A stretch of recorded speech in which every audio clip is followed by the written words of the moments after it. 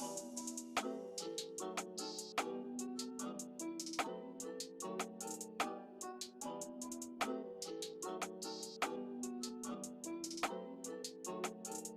in the big leagues, told her don't miss me. Ballin' like Houston, ayy, feeling like Whitney. I need a bag, bruh, send it through quickly. I'm making his dog, like I'm in the big leagues. Told him that I gotta go, dog. I'm riding the road, y'all. I think that I'm back in my bag now. So I need that go, y'all. Got hits when they throwin' the fastball. Just too quick for it, peeling off like the whip orange. Seen they effort, this piss poor. I got too much I gotta tend to. Car payments and the rent due. Told y'all that I'm 6 foot, but with the money stabbing, I'm 10-2. Too much that I've been through, so I put it all in that rear view. Clean money in a black whip. Got old problems with the friends new. Yeah, I'm in the big leagues. Told her don't miss me. Ballin' like Houston, ayy, feeling like Whitney. Yeah, I need a bag, bruh. Send it through quickly. I'm making his dog, like I'm in the big leagues. Yeah, told him I'ma hit it out the stands. I deserve another 100 bands. I deserve another 100 fans. Told him this was always in the plans. I just did it cause they said I can. Blowing euros when I'm down in France. Labels asking how I build a brand. Told him put a check up in my hands. Boy got time, no cap. Made a few checks, but they all in the raps. Had a few friends, but they suck in the past. I don't even trip when I'm thinking about that. Hopped in the whip and we all in play. Shawty wanna ride till I hop in the back. 0 to 100, seen the rev on the dash. They ain't catching up, dog, I'm moving too fast. I'm in the big leagues. Told her don't miss me. Ballin' like Houston, ayy, feeling like Whitney. I need a bag, bruh, send it through quickly. I'm making his dog, like I'm in a big league.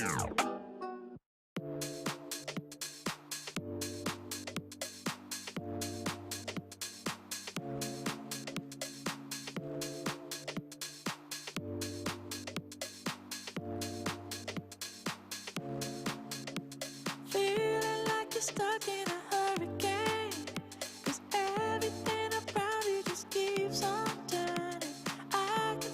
Searching for an escape. The fire in your heart, it just keeps on burning. Keeps on, it just keeps on burning. Keeps on, it just keeps on burning. Keeps on, it just keeps on burning. The fire in your heart, it just keeps on burning. Don't worry, don't worry. You got the future.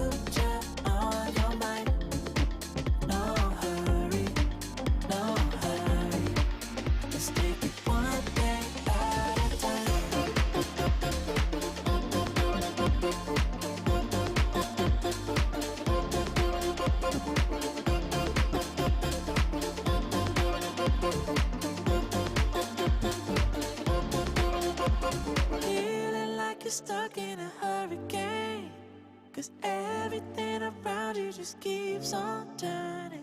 I can see you searching for an escape. The fire in your heart, it just keeps on burning. Keeps on, it just keeps on burning.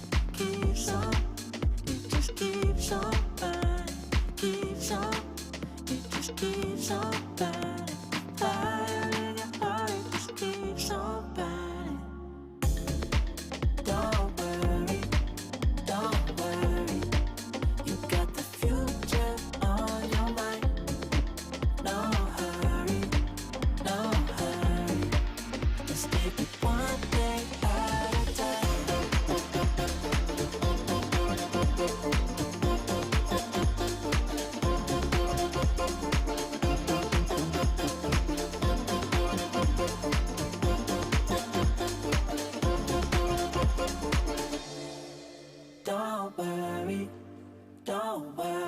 don't worry. You got the future on your mind. No hurry, no hurry. Let's take it one day at a time. Don't worry, don't worry. You got the future on your mind. No hurry, no hurry. Let's take it one day at a time.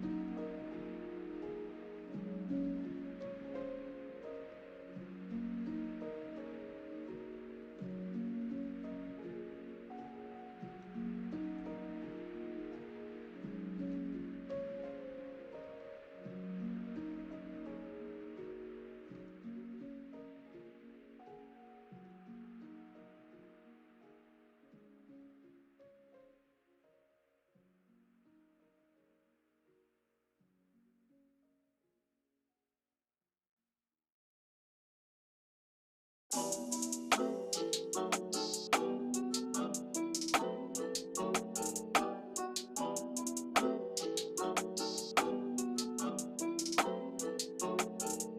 in the big leagues, told her don't miss me. Ballin' like Houston, ayy, feeling like Whitney. I need a bag, bruh, send it through quickly.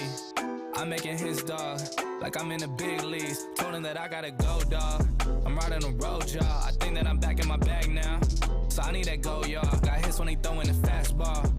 Just too quick for it, peeling off like the whip orange. Seen they effort, this piss poor. I got too much I gotta tend to. Car payments and the rent due. Told y'all that I'm 6 foot, but with the money statement I'm 10-2. Too much that I've been through, so I put it all in that rear view. Clean money in a black whip, got old problems with the friends new. Yeah, I'm in the big leagues, told her don't miss me. Ballin' like Houston, ayy, feeling like Whitney.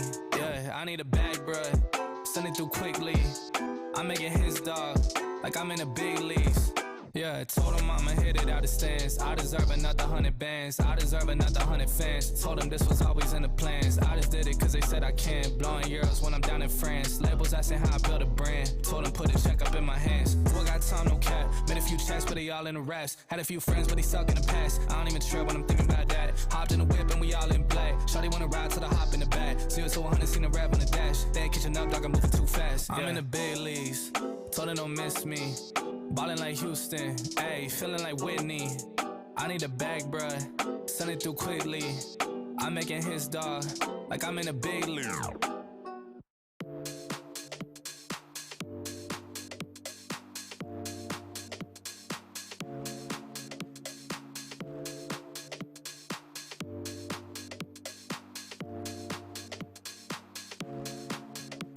Feeling like you're stuck in a hurricane. Everything around you just keeps on turning. I can see you searching for an escape. The fire in your heart, it just keeps on burning. Keeps on, it just keeps on burning. Keeps on, it just keeps on burning. Keeps on, it just keeps on burning. Fire in your heart, it just keeps on burning. Don't worry, you got the future on your mind. No hurry, let's take it one day at a time.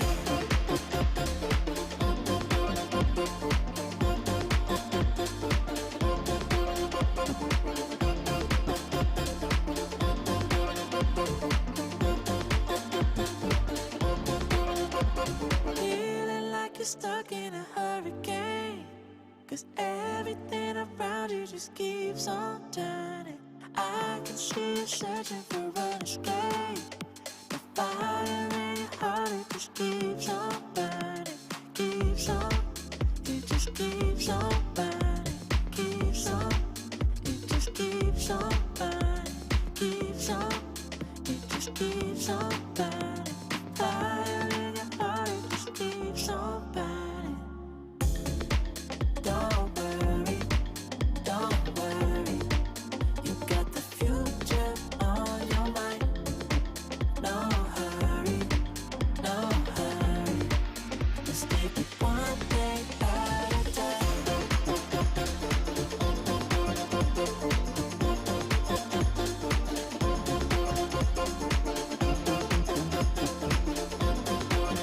a time. Don't worry, you got the future on your mind. No hurry, let's take it one day at a time. Don't worry, you got the future on your mind. No hurry, let's take it one day at a time.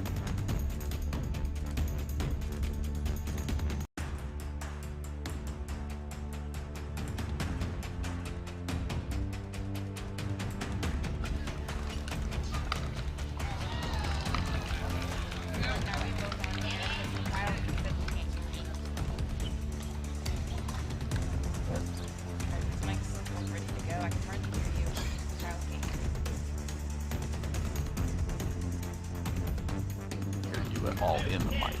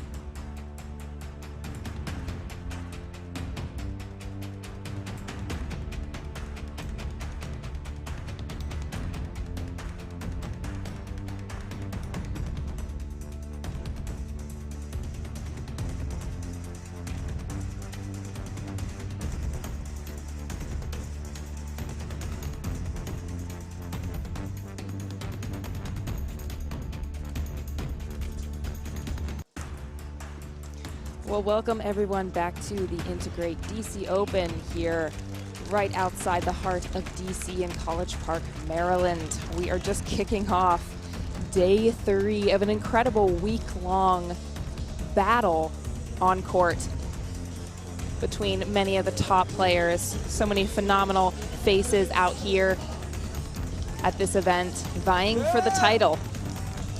And today we'll kick off men's and women's doubles, with the men starting earlier today, the women joining us later on. A look at some of the backcourts here at the JTCC facility in College Park, Maryland, where many tennis champions were raised and trained to compete on the pro tennis tour. But today it is the home of all things pickleball. I'm Hannah Johns. Here joining me is Kyle Smith. Kyle, thanks for being here. Absolutely, Hannah. It's always a good day to get some pickleball, and it's a little bit warmer than it was yesterday too, so that's always great. We are here. We got a great match for you guys this morning. We've got the first one of the day. We're actually in the middle of Game 3. Oh, look. Hi, guys. We're actually in the middle of Game 3. We've got Spencer Smith and Steve Deakin playing Manny Lay and Alex Sepkowski. I hope I said that right. If anybody knows, don't hate on me too hard. I've never seen those names before. But Alex and Manny actually surprising Steve and Spencer, getting the first game win, 12-10. Spencer and Steve came back real strong and won 11-3 in Game 2. So we've got Game 3 for you, and you know, we'll hopefully it's a show. That's good. We love a Game 3. I think everyone loves good, you know, just good matches, good games. Oh yeah. When's the last time you saw a blowout and you're like, what a match? 1-0-2. You want to see the battle. You want to see people care. You want to see it close. Side out. Well, I guess to answer your question, the only time I can think of where I've been so excited about a blowout is when it's my wife Callie and she wins a blowout. It's always great. Right, Kyle Smith, husband of Callie Smith, one of the top female players on tour. She'll be playing here later today with her partner Lucy Kovalova when the ladies take the court at 11 o'clock today. Yeah. So Manny and Alex, I watched a little bit of Game 1. I got here, obviously not totally on time. A little bit of a miscue between Spencer and Steve there.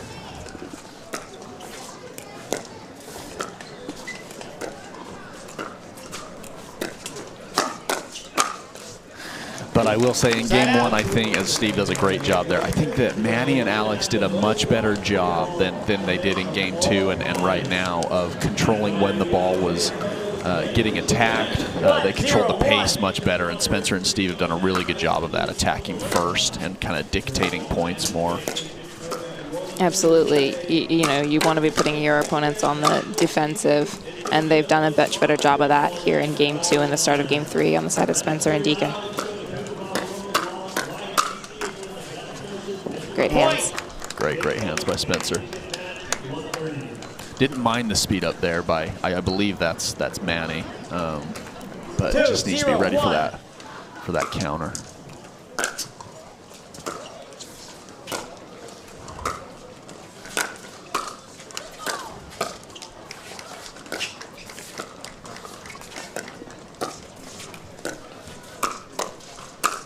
Great spot by Spencer there. Second serve. Yeah, you can really see, I mean, just if you keep watching, just like we said, you can really see, I mean, Spencer's speeding up at Manny, kind of to his left hip or through the middle of the court. I mean, pretty much any chance he gets. 3-0-1.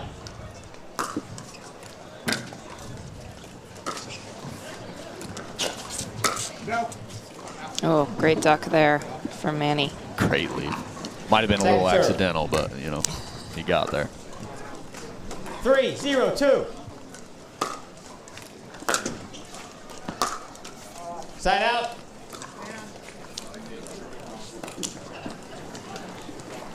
All right, 0, obviously 3, Steve 1. Deakin coming back from most of this year off. This is, I think, his second tournament back.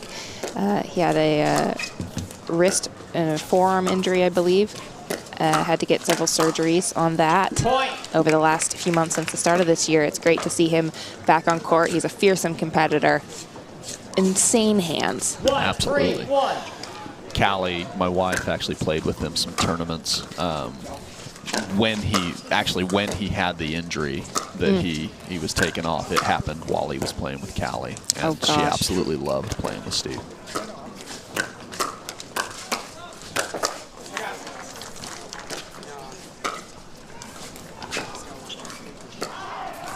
Oh, and a dink error there by Spencer. Oh, that hurts after working their way back into the point. So many good hands exchanges there.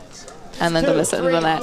It is amazing how many times you'll get the hard ball only to miss the easier ball. That's true. The ball just doesn't sneak Second over. serve. Good run here by, or did it sneak over? It didn't, no. It stayed I on didn't think it Spencer's did. side. Gotcha. Okay, the ref said Correct. second serve, so I thought he. 3, Anyway, 3, 1. great run here by Manny and Alex, and you've seen a lot more. Just Manny's been the one to initiate Point. 2 freebies there from Steve and Spencer. But Manny's done a much better 4, job of 3, being the one to 1. initiate at Spencer instead of the other way around.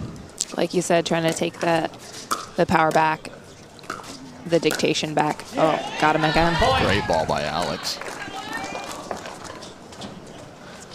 Looks like they're Big going to timeout, yeah. take a timeout here. Good idea after that run on the side of their opponents. We will be right back after this short break.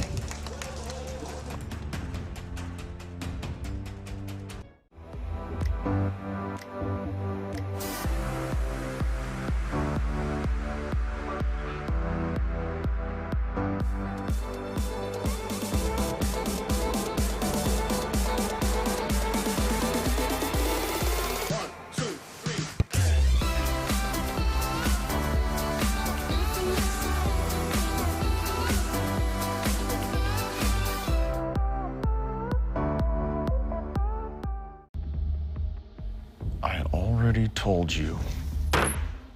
Matt Wright is my lawyer. Well, Matt Wright isn't here, is he? I've got nothing to say to you. We can do this the easy way or the hard way. Bring me the jigsaw.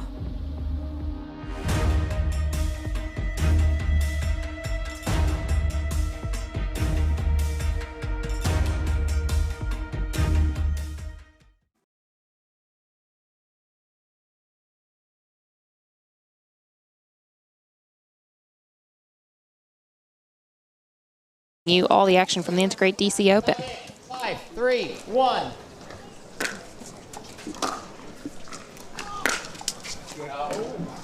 Second When we serve. left, there was quite a little run on the side of Manny and Alex. Great timeout there by Steven Spencer trying to break that momentum a little bit. It was 5, actually 3, 3-0 at the beginning of this service.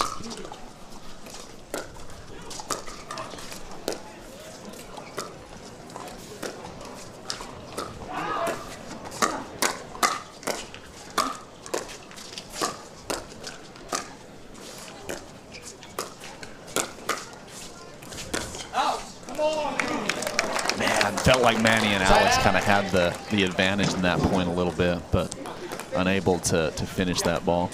3, 5, 1.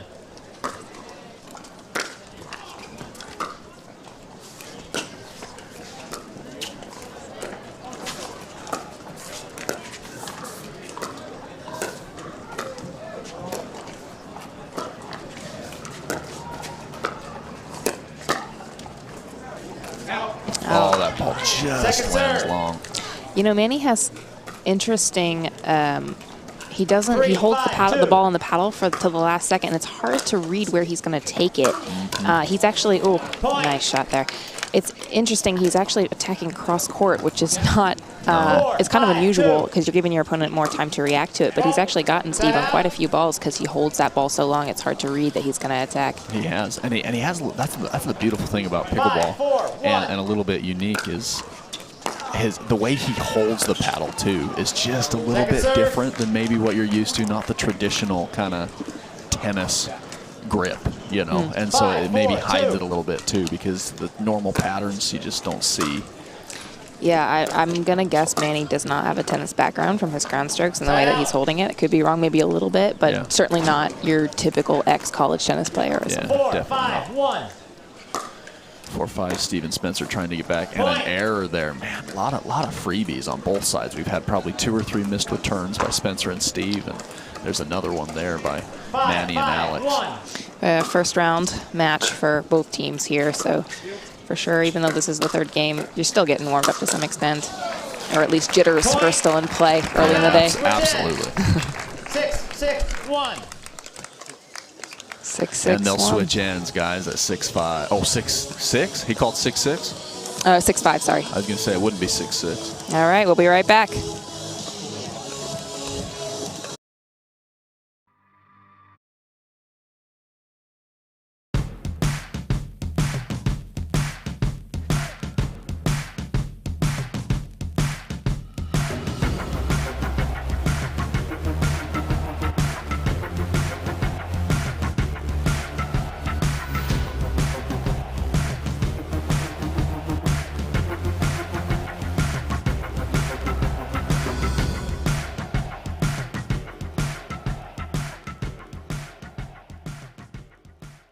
N2grate is a data center and cloud integration company creating end-to-end technology solutions that are optimized for adaptability and cost savings. We're an award-winning integrator of Cisco systems and NetApp. N2grate, one team, one vision. Thanks everybody for being here with us. Hannah Johns joined by Kyle Smith in the booth. We're watching a very electric game 3 here in round 1. It's a good harbinger for what the rest of the day is going to bring. Time in. 6, 5, 1.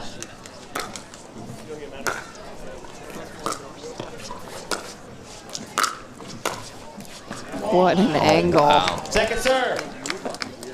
What an angle there. Just, I mean, and it hits so quick and just skids so quick that, I mean, Spencer Smith just no chance to get to that ball.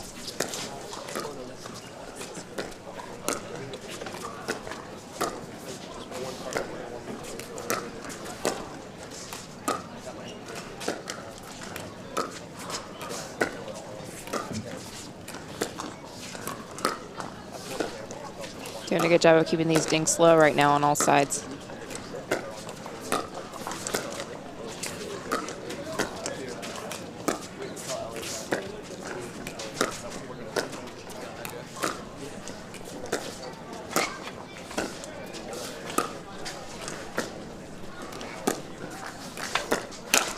Oh, and Spencer's sitting on a much longer point than we've been used to. Actually, you know, we've had a lot of much quicker points, speeding the ball up a lot faster. Both teams being a lot more selective that rally. With the cold weather early in the mornings here, I've seen a lot of shorter rallies, especially early on in the day. What a get. Oh my goodness. Oh, that's Not able to get the second one. Can't believe he got that overhead though. That's great. Second serve. But yeah, so you'll see the players really 5, utilizing 6, the hard 2. ball, the cold weather early in the morning to just speed up at will. 5, 6, 2. But that I think will change as the day goes on. It gets warmer out here. Absolutely.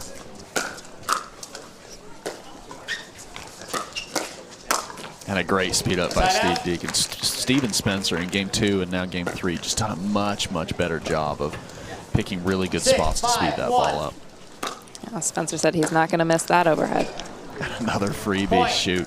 Those are just things, especially when you're Manny and Alex, the underdog, you know, team, according to the record. 7, 5, 1. You just can't give freebies.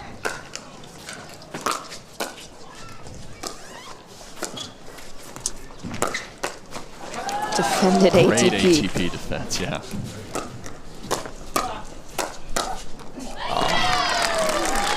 Great point there by Manny and Alex. 7, 5, 2.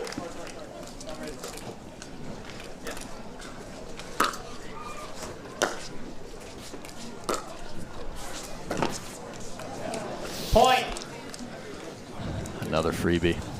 And this is where you can expect a team who's not spent a ton of time on tour as yet to start to freeze up, start to make those unforced errors, whereas Spencer, Steve, they've been here many, many times, so it's less likely you're going to see them freeze. Yep. I really hope that Alex and Manny can keep it together and fight this to the last point here. No, absolutely. I mean, you know, when you just haven't had the reps you cannot simulate the pressure that comes with tournament play against a team. I mean, you could play rec games with Steve and Spencer, you know, this same exact match, and it just wouldn't feel the same. And so getting those reps in with that pressure, with tournament play, with game 3 on the line, you know, it just, there's no question that the nerves start getting there a little bit, and we'll see if, I've often said, you know, to people, pressure is what makes greatness, right? You know, how you can handle pressure is where you find out who's great and who's not. And so we'll see if they can, you know, we'll see if they can kind of push through, handle their nerves, and get back on track. They've given up a few freebies here, so hopefully they can switch that around. What a well-chosen timing for that timeout. They needed that little break. Take a minute, take a breather, slow Steve and Spencer down.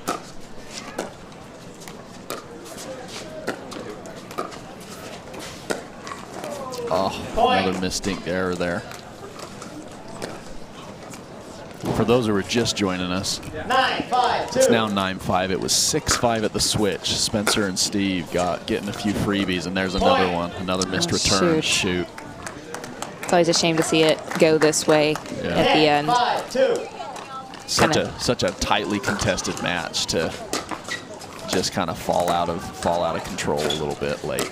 All right, you want to feel like you let them, that you had to make them take it. You didn't give it to them. Great speed up there by Steve. And I mean, that's what top teams will do right there. I mean, Steve, you know, a couple unforced errors, loose errors, you can tell that the nerves are coming in a little bit.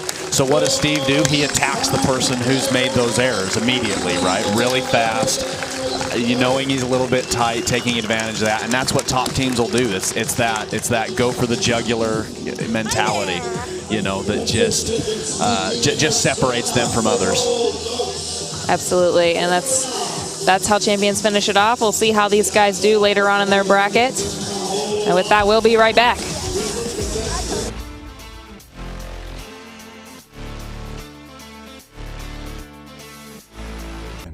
At Baird, we offer a different, more holistic approach to wealth management.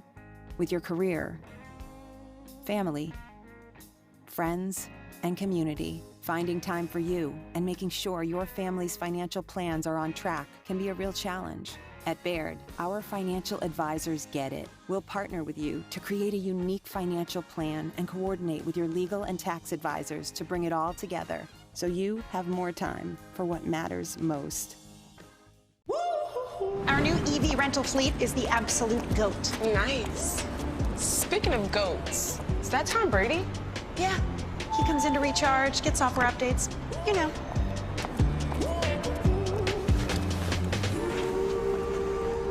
Same time next week? You got it. Cool. Let's go.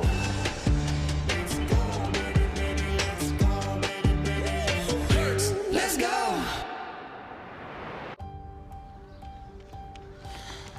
On your six, ladies.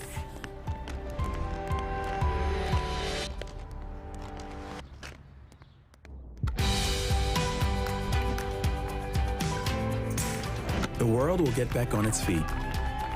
We'll help you stay on yours. secret. Oh, it's no secret. It's the expert help I got at Foot Solutions. Make an appointment at footsolutions.com. Are you looking for content? Are you looking to up your game by watching some of the best content in the game? Make sure to go over to the McGuffin Pickleball Club YouTube channel. You can check out educational videos. You can check out my vlogs with my family, or you can check out the McGuffin Show. Subscribe today to the McGuffin Pickleball Club.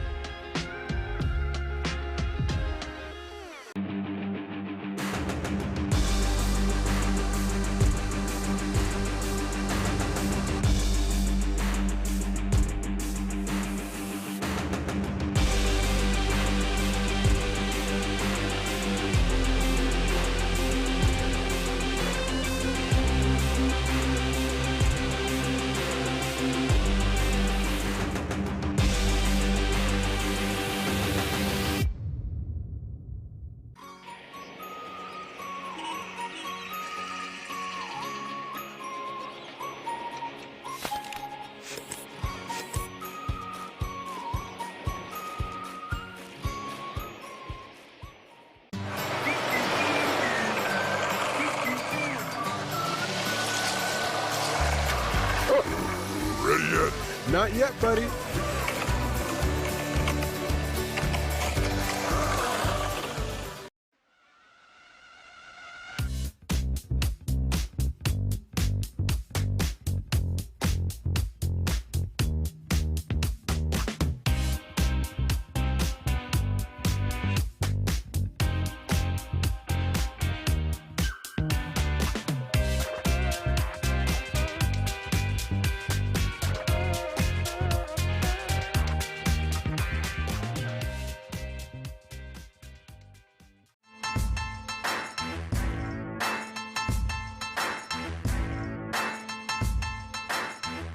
New People Pickleball. Each shot has its own strategy. Each player, their own style. Whether you dink it, drive it, lob it, drop it, bang it, or spin it is entirely up to you. But we do keep score. We recognize the winners. Podiums are earned. If you want an edge, you best work for it. Electrum. Earn your edge.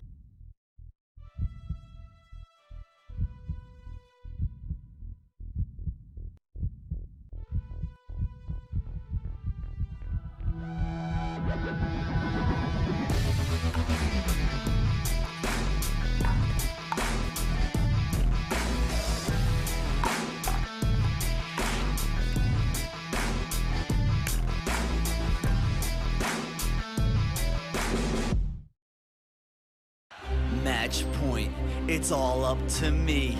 Nothing can get in my way. And when they ask, what are you gonna do next? I'll say, I'm going.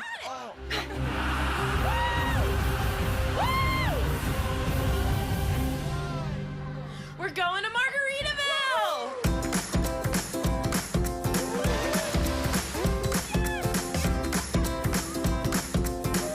You can go to Margaritaville too. Visit MargaritavilleResorts.com. Dropping a lot of money on sunglasses always seemed crazy to me.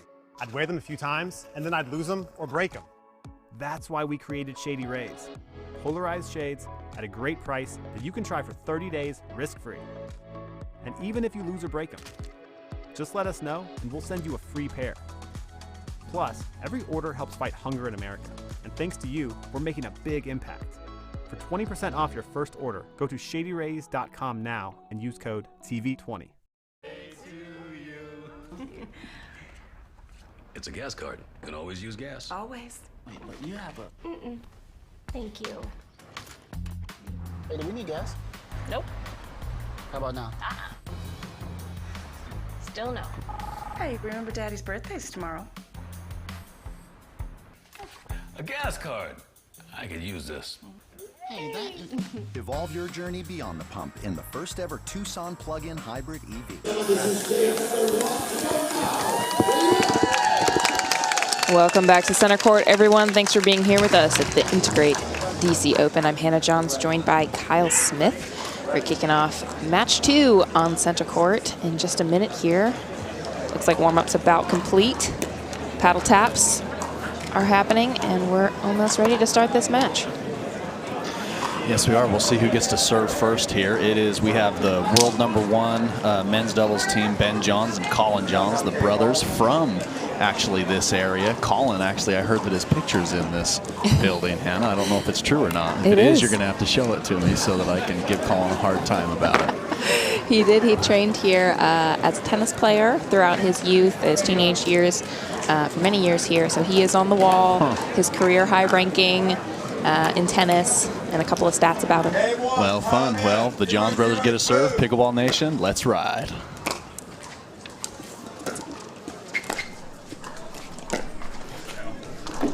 On the other side of the court, we've got Mick Ray in the red and T-Bird Farrell in the blue hat and shorts. T-Bird Farrell to serve here. Point. That's right. A little fist pump early on. Want to get themselves motivated and confident right away in this match. Yeah, you definitely got to take advantage of every bounce you can get when you're playing against Ben and Colin. 1-0-2.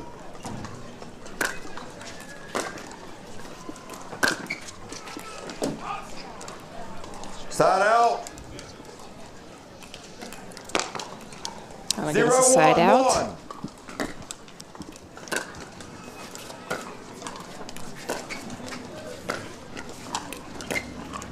Three Yola paddles on court here. Yeah.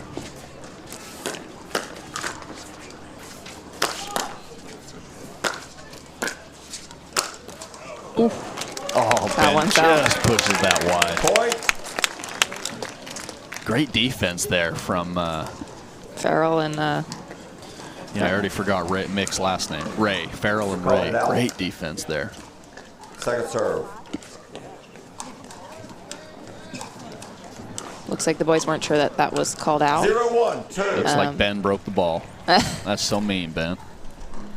We'll get a new ball here.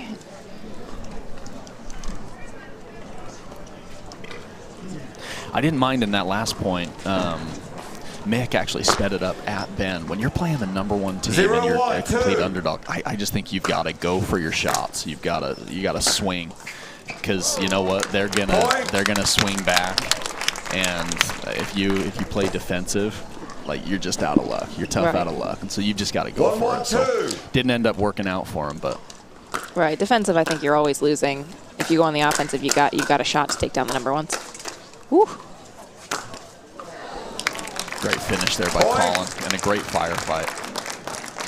Love it. That's my favorite part of pickleball, those firefights.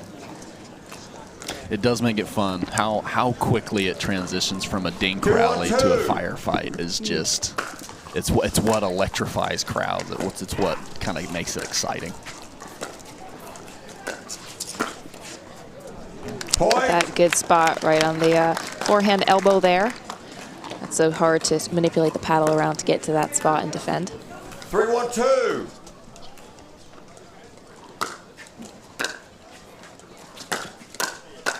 Great ball there by Colin. You see how Colin scooted over to cover a little of the middle while Ben was still back, able to finish off that high ball that was meant to go back towards Ben. All right, looks like we're gonna have a quick timeout call here by Farrell and Ray. Try to slow this roll by Brothers Johns. We'll be back in just a minute.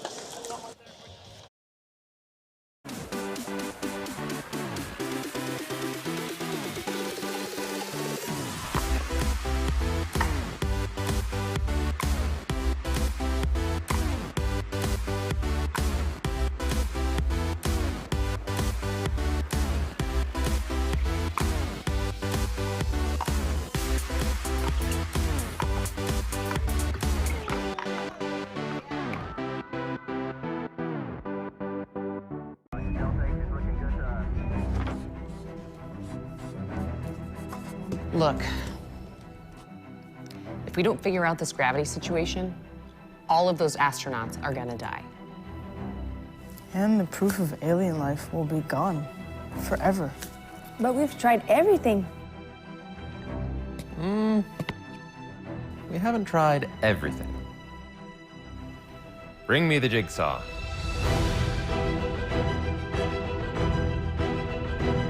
Attention. We are now at DEFCON 1. Security lockdown. Welcome back, everyone. Hannah Johns here with Kyle Smith. We're early on in game 1. Amen. Farrell and Wright taking on the Johns brothers. Point. Tough unforced error there. I mean, you know they've got, T-Bird and Mick have just got to be feeling it, playing the #1 in the world. Probably the first time that they've done it, and that just makes for a lot of tight nerves. 6-1-2.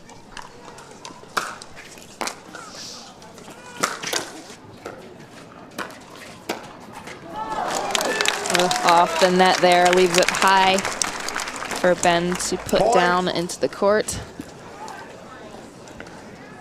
Ben and Colin not coming off to a slow start this morning. Really coming out firing early. Side out. A lot of times it can be really easy, especially when you play someone that, you've never heard of What's as a top team, to just kind of come in slow, maybe have a close first game. Look at Spencer and Steve in our last match. Second serve. Absolutely, we did see that. Their opponents had some tricky stuff that they came up with, but Spencer and Steve, I think, ultimately just had to settle in. Also, one of their first times playing together, as Steve's coming back off of those injuries. Yep. And at the end of the day, anyone can lose in sports. Anyone can lose at any time.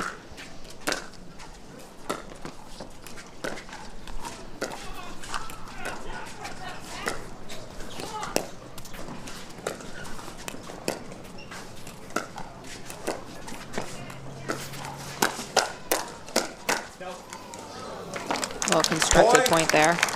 Absolutely. So let me ask you something, Hannah. So T-Bird, what is that a nickname for? I've been sitting here trying to think to myself what that could honestly be a nickname That's for. right. He does go by T-Bird, and that's how he's listed in the draw, so we respect that, and we do refer to the players by how they're listed in the draw unless they ask for something else. I'm assuming it must be something from his lacrosse days, which is his sports background. Probably a nickname you got given, I would guess, in high school. I'm sure his name is Tom or something like that, and something to do with maybe moving fast on the lacrosse field. Yeah.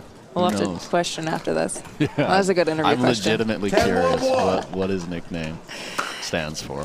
While we're talking sports backgrounds, Mick Ray with a tennis background.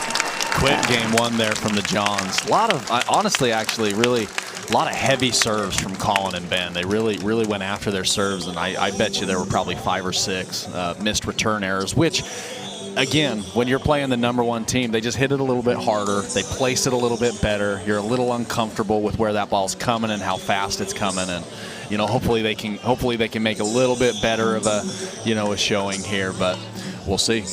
We will see. We'll see if they can come back with a little more firepower and tenacity in game 2. We'll be right back.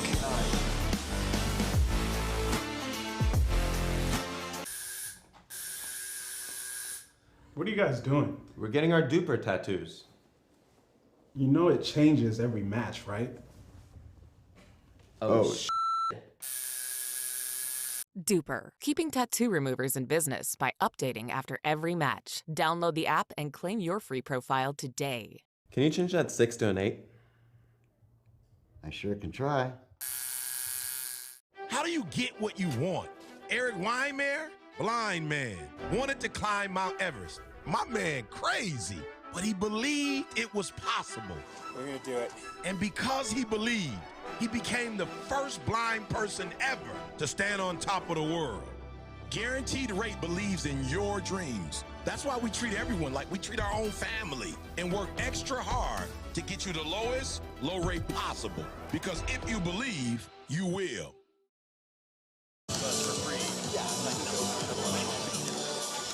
A look at our extra balls here on center court.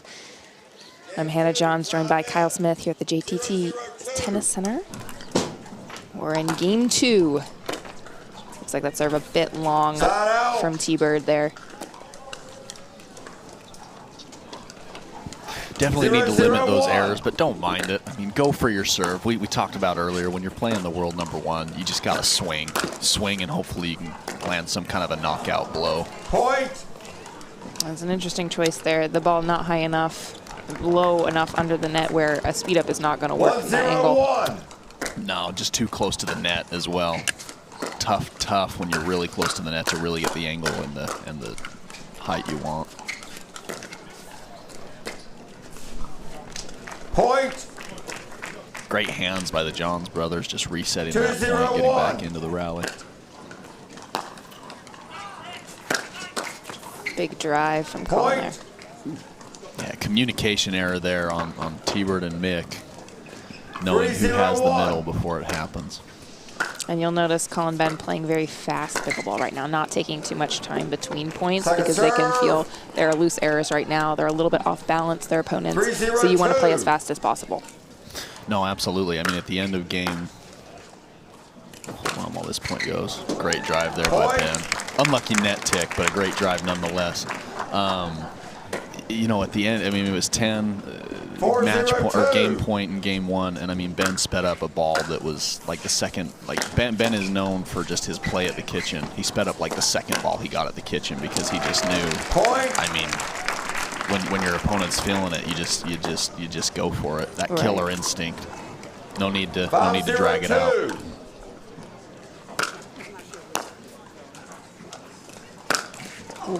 Wow. I haven't seen a third shot drop in the last 5 points. It's been a whole drive. Ben slapped that pretty hard. That was a pretty hard drive. Well, maybe that's why he hasn't been, dropping it. He missed it. Come on, Ben. Side out called by head ref Wayne Anderson. And we've got our second ref, Howard Simon, watching those kitchen faults.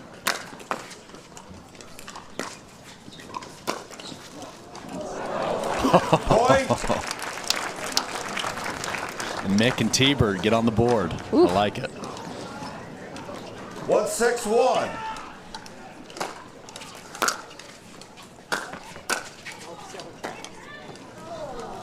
Second serve. 1-6-2. 3 of the 4 players holding Yola paddles on court. Yola being our official paddle here at the N2grate DC Open, which is also the home of Yola here in Maryland. Side out. One thing you'll really notice in these points, and obviously T-Bird and Mick being fairly new to the game, or at least on the pro scene, you'll notice that Ben and Colin, when they are at the net, it's over. Oh, he got it over.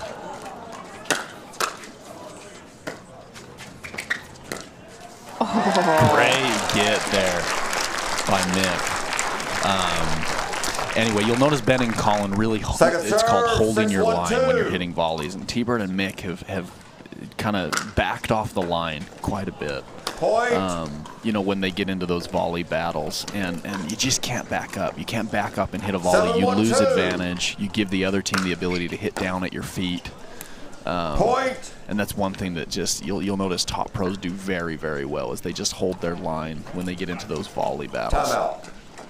Receiving side. All right, that'll be a timeout. You could see how well Ben was speeding up the pace of play right there. He was ready to serve before they had even gotten really into position. Score was called. He served immediately and immediately earned himself a service winner on the return. Again, this is something that, when you're new to this scene, you don't think about these things and you're sort of in the moment, but Farrell and Wright should really try to slow play down, make sure that they don't go get set so the score can't be called. Take a lap around the court, go grab a towel just to take a few extra seconds, because you can see that the Johns are really using the fast play to amp the pressure up, ratchet it up. Oh, absolutely. I mean, Ben was ready to serve before they even thought to call timeout. Ben was there almost ready to serve, and then they called timeout. So, I mean, there's no question he's just getting to that service line as quickly as he can. 8-1-2.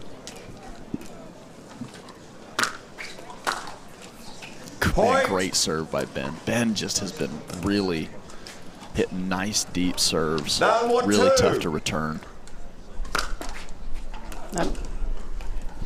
went for that one. And it'll fly along after tipping off the net.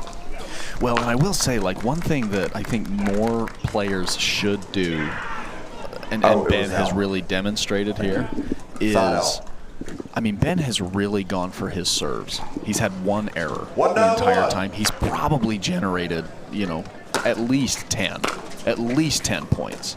And so a lot of times people will get up there and just hit their serve, normal serve, get the ball in, we'll drop it and get in. But I mean, you can really utilize it as a weapon. Maybe not so much as something like tennis, you know, where the serve, you can just get so much more on it because it's overhead. But I mean, you've really watched the Johns have really gone after their serves and have really probably scored at least half their points off it with very little errors. Absolutely. Well said. I like it. He went for it. He's got great reach, McRae.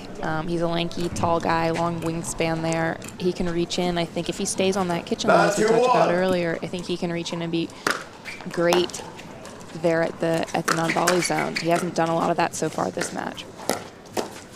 Great ball by Ben there. I will say that's probably one of the things that just separates Ben from the pack is his ability to flick that with his backhand from so low beneath the net and get it in a position where and that's going to be matched there. That will do it. More huge serves and drives from Team Johns to finish off this match. They'll be heading forward in the draw. We're going to see more of them later on today. We'll let you guys know what our next matchup on center court is going to be when we come back. Round of applause from the watching fans. They love watching the hometown boys play. They're going to get to see a lot of them, hopefully, today.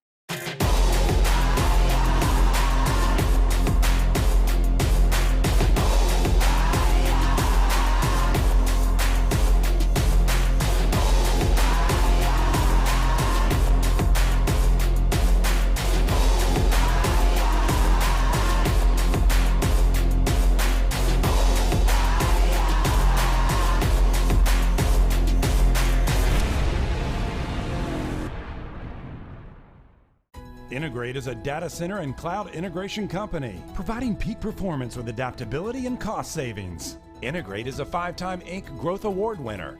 To learn more, go to N2grate.com. N2grate, one team, one vision. We owe great times to good friends, to the glasses that spark conversation, to the ideas that then pour out. Ours came from a night like that, and somehow survived the morning after. To make our own tequila.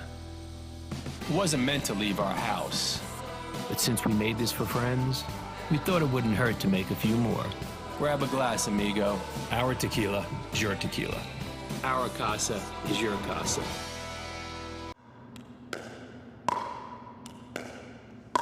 I'm gonna say she's a solid 3.5. Nah, she's definitely a 2.5. Guys, look at that forehand. She's clearly a 3.0.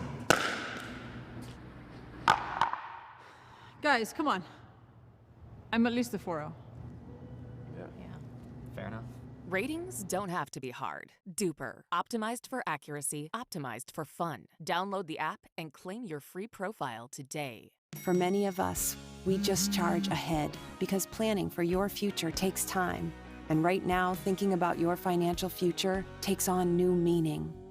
At Baird, our financial advisors have guided individuals and families to achieve their goals through every crisis evolution and groundbreaking idea for over 100 years.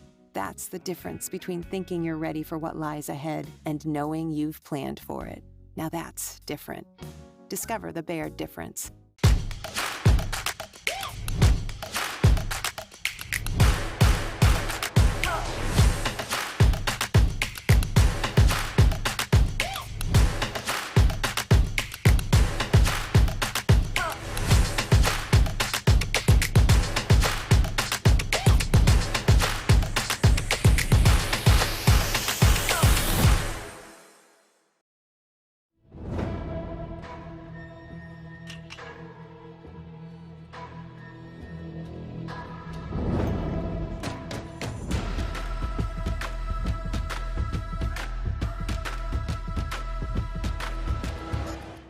At Baird, we offer a different, more holistic approach to wealth management.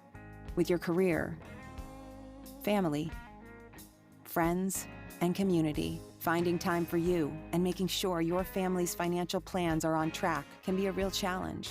At Baird, our financial advisors get it. We'll partner with you to create a unique financial plan and coordinate with your legal and tax advisors to bring it all together so you have more time for what matters most.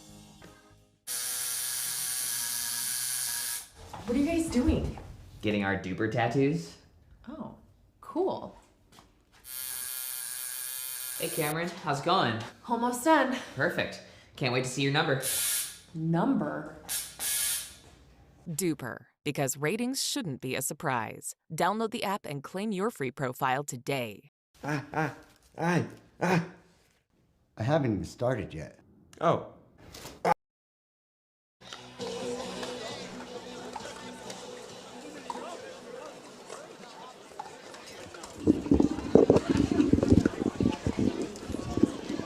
Close look at some of those pink Durafast balls on the side of the court here. It is Breast Cancer Awareness Month, as some of you may know. And as part of that, we want to bring awareness to the victims and to women across the world to do those checks, to keep up with their health. And in honor of that, we are using pink balls to do ceremonial first points, quarterfinals on up, here during every day of play. 0-0-2. At the N2grate DC Open. I'm Hannah Johns here with Kyle Smith. We're kicking off point number 1. Ooh, an Ernie early. Sign out. All right. Riley Newman, Matt Wright, our number 2 seeds here, serving up. Matt in the black shirt. Riley, white hat, and I think it's like a light green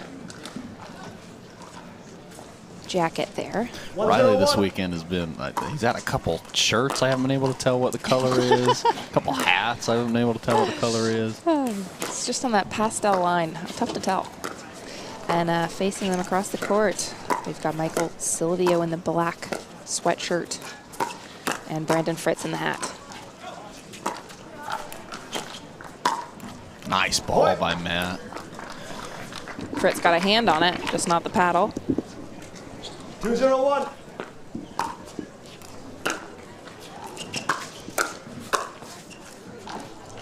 Point. Oof. Great ball there by Riley. I actually thought it was a little bit long, but couldn't see it. I think that they couldn't get turned around fast enough to see where that ball landed, so they allow that call to stand of in. 3-0-1.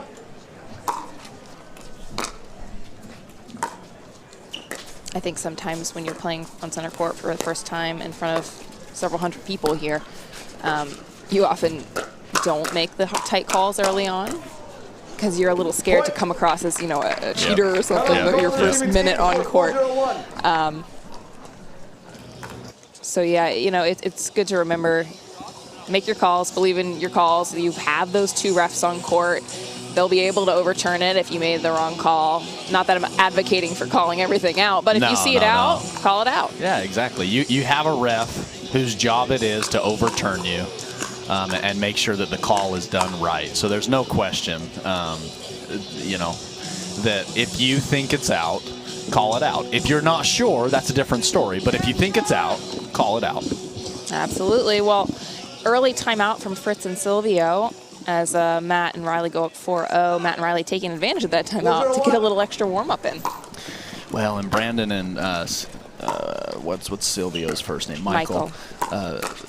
Michael and Brandon are going to have a tough matchup here. Matt and Riley, 2 of the best hands in pickleball. You know, and so firefights just really aren't going to go your way. Matt and Riley are going to want to try and get into to initiate that as much as possible. Absolutely, and you'll notice that certainly Matt and Riley had many battles with Johns brothers in finals, and even the Johns brothers are very careful about which balls they're speeding up. And Matt and Riley, just 2 insane defensive and offensive players. They've got it all. Yeah. They do a really great job, both Matt and Riley. A fantastic job, and if you watch, you'll notice they attack spots so well. What I mean by that is, you know, they will attack a right hip or a left hip on a left-handed or a right-handed player. They just hit spots so well when they speed that ball up, and even their volleys just placed so well in positions that are hard for their opponent to hit. Yeah, great counter there. He was ready with a forehand on that ball, put it away very nicely. Good leave there by Riley. A little bit of a swaggy leave, kind of, you know, strutting to that line. Riley never without a lot of showmanship. That's very true. He's the showman of the game. Which is good. I like it. The flair for the dramatic and just letting your emotion show to some extent is great for the sport, and it really gets people invested in watching you play, whether they love you or hate you. That's very true. Great spot there by Matt, hitting the right hip of Fritz. 6-1-1.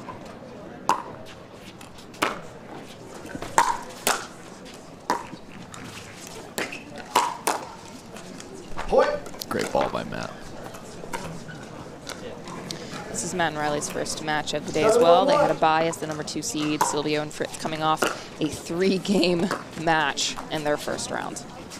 They took down Marwan Abaza and Edward Perez, 11-8, 9-11, 12-10. So they're definitely warmed up. Yep. And you notice a lot of the same we were talking about in our last. Let's wait till this point ends.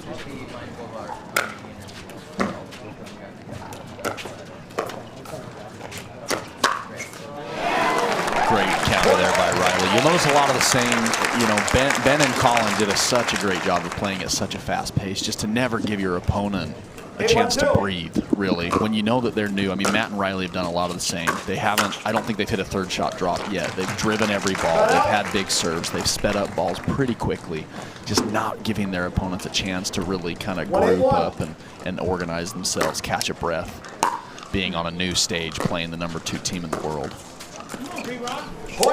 Absolutely. A little unforced error there for Riley Newman. Brandon, last point, another huge forehand. He seems to actually prefer to hit that forehand through the middle, and as a left side player, that's what you want. A couple little loose errors there by Matt and Riley, getting the dust out, getting warmed up for the day. 3-8-1.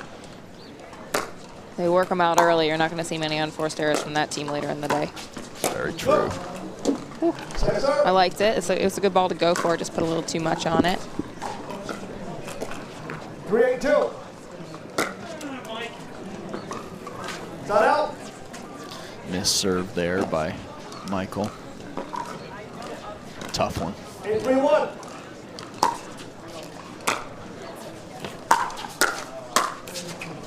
Great ball by Riley. He caught it. He gets a little round of applause from the audience for that. 9-3-1.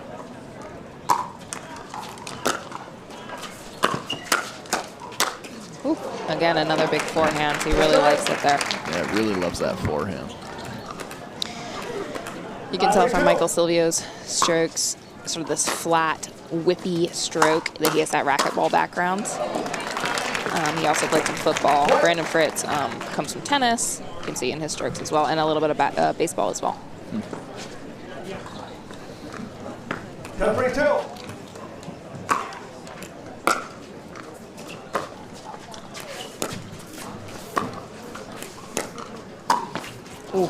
Great ball there from Matt. Yeah. Great job mixing it up as well. Had gone at Brandon for most of that match just because they're head on, or that game, sorry, and cross court at Michael Silvio, just not expecting it at all. Yeah, it took him by surprise there for sure. Good to mix it up. We'll be back in just a minute to bring you game. Go anywhere.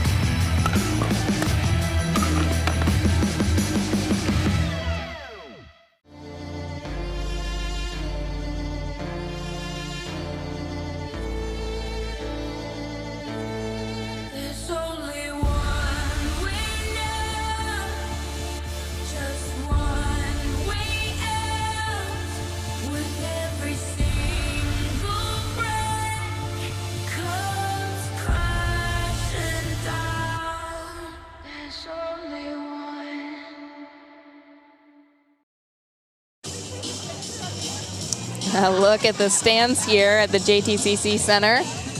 Having some fun, pulling out some dance moves. It's a long day of play, and as it's our first time in DC, it's for a lot of these fans the first time they're ever seeing these big-time players up close, which is so awesome. They get to do some amateur matches, come out and watch the pros play, dance, listen to the DJ, do a little shopping.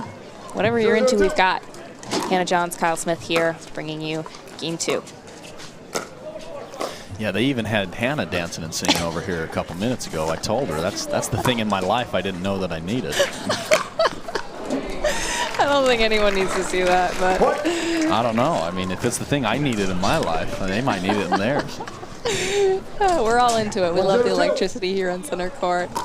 It is a great time. If you've never been to a pickleball event, I will say that's one thing that watching it on TV is fun. You get there in person, and it's just a different kind of beast. See the no look from Riley Newman on the speed up there. They got it back. They did. Well, I do think and the tweener comes out. Whoa! Oh, Riley putting on a show.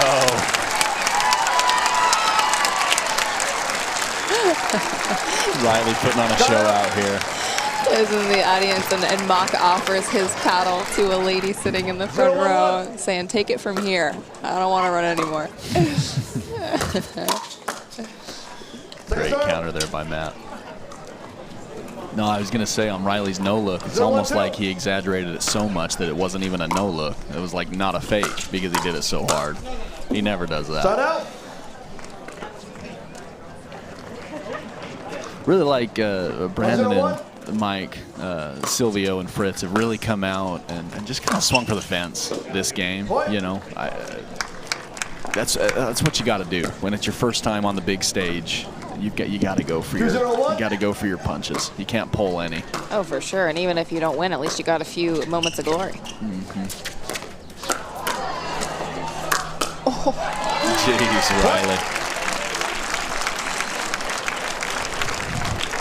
After a clean and quick game 1, I believe Riley feels freed up to go for a little more showmanship here and show off some of his tricks. Yeah, I'll be really curious to see how Silvio and Fritz respond to it, because I'll be honest, if it was me on the other side of the net, piss me off, and I would be like, all right, that dude is dead. Now, granted, Riley is one of the best in the game, you know, and so he can get away with it. But good response here. I've liked the response from Silvio and Fritz. Hopefully, that's something that, you know, motivates you a little bit and kind of makes you want to win even more. You know, even if it's a tough matchup, and even if it's, you know, by all accounts, I mean, on paper, they should lose this match. Man, what a kick! Oh, and he gets it. And check out the response from the audience right now. Everyone's hands put together. Such a good point. So excited for them. Oh, and Riley takes his hat off to Brandon on that get, that overhead get. Just phenomenal. He was practically completely off center court to retrieve that overhead of Riley's. Oh, no net love there from Michael. But a fun couple of points. Last couple of points for Silvio and Fritz. And they can feel the audience behind them now, maybe giving them a little more motivation. That ball's not coming back. Sign out. I'd be terrified to be on the receiving end of that overhead there. No question. Or a high ball. Yeah, it was kind of a mix of an overhead and high ball. Mm-hmm.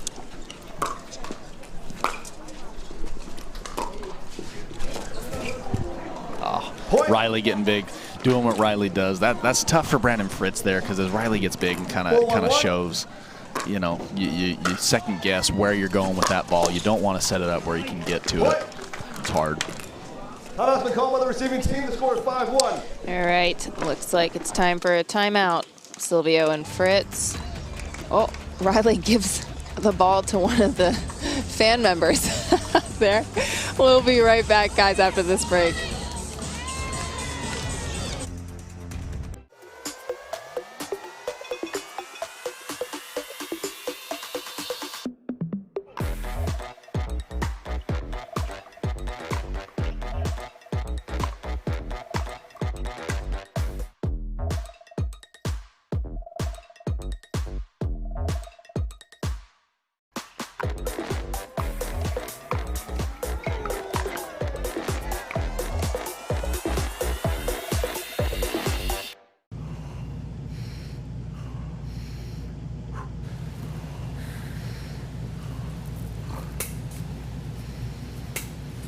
No way she gets this.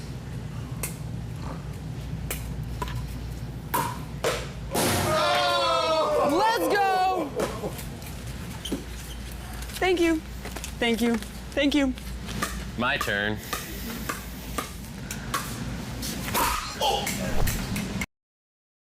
Welcome back to center court, everyone. Hannah Johns, Kyle Smith here at the DC N2grate Open. Looks like sweatshirts are coming off now. It's warmed up. Starting to get here a little hotter. For those who aren't here, it's been a couple frigid mornings, and I'm from Utah where it gets pretty cold, so that's saying something. Oh, I can't believe that stayed in. Wow. And Riley wanted to poach that ball so bad, but he just couldn't get over to the opposite corner. Just couldn't quite get there. Okay, looks like that's out. Looks like they're choosing to switch up the side that they're playing. Okay, all right, they've got Michael back. We'll see. I think they're. No, okay, they've still got him on the left. Yep. I thought they were switching him up for a minute there, but no, they'll choose to keep Brandon on the left and Michael on the right. 7-1-2.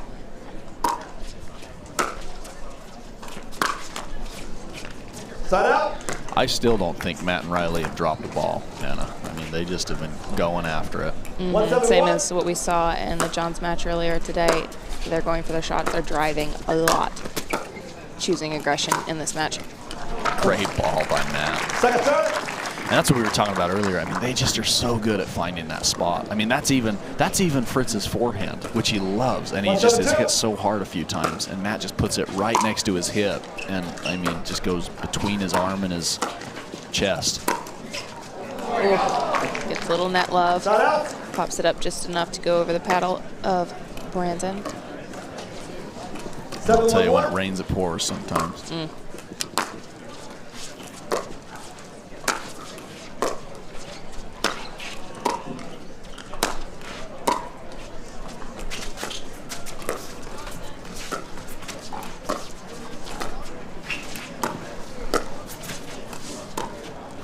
That didn't hit that one. Great ball by Riley. Right at that left shoulder of Silvio. Hard ball. It's called a chicken wing. Get some chicken wing there. 8-1-1.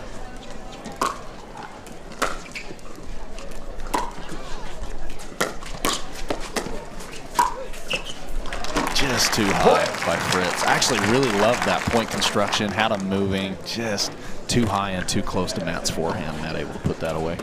9-1-1.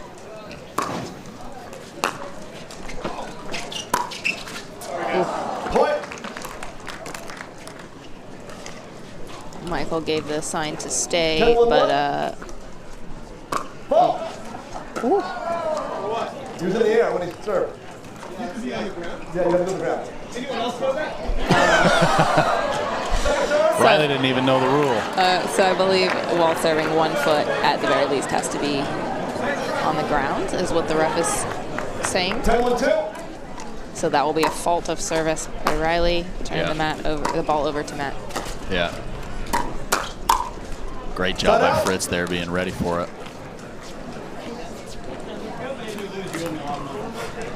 Matt, Riley's still smiling at the net over that call.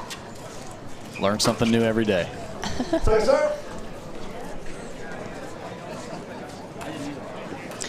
Our call made by lead ref Ben Davis here on center court. Scott Keenum joins him on the sidelines as our second ref.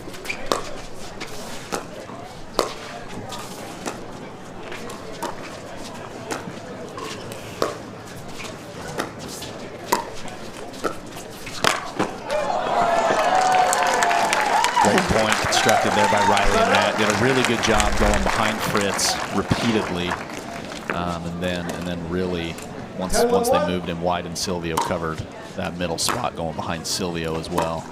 Sets up that early. There's the first drop, Hannah, and they lost the rally. So go away from it, Matt. Don't do that. See if they return to a drive here on this point. It's a drive. There it is. Oh, you can't not drive that ball. It's too shallow in the court. You always drive a ball so short in the court. Oh, they missed the volley. Had a put away volley there. Just pushed it long. 1-10-1. 1-10-1 here. Second serve. 1-10-2.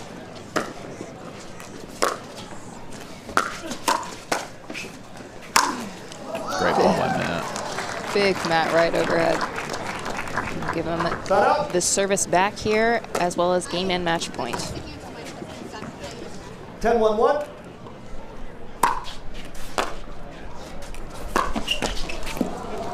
And Silvio goes to show Ernie, and Riley drives it straight at him.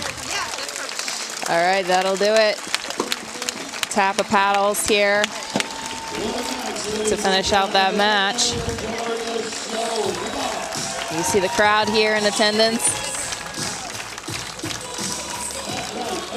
Got a good crowd, even though it's only 11 o'clock in the morning. They came out to support the guys. You see Riley Newman playing catch with some of the fans during one of the timeouts in game 2. Practicing that first pitch that he threw at the Seattle Mariners game, no doubt, just a month or so ago. Ever the showman, Riley Newman. Having a great time. All right, guys, we're going to take a quick break here, but we'll be back. I believe we've got the women coming on center court next.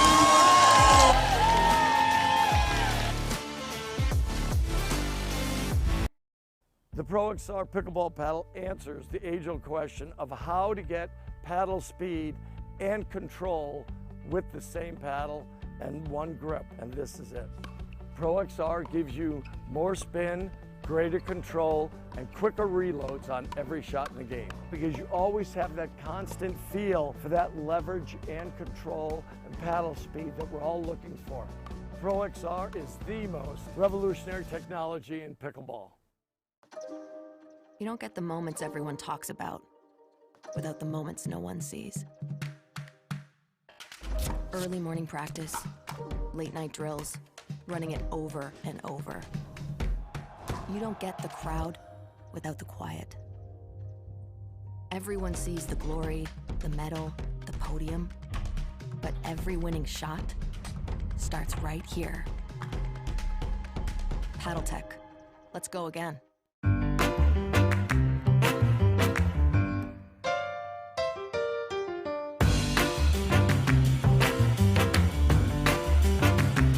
lot of us mishit the ball. I know I mishit the ball a lot.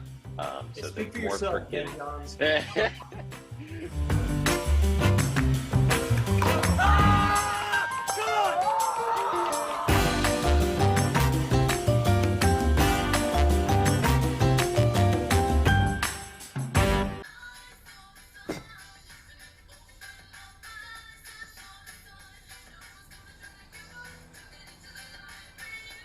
Miller Lite has more taste and only 1 more calorie than Michelob Ultra.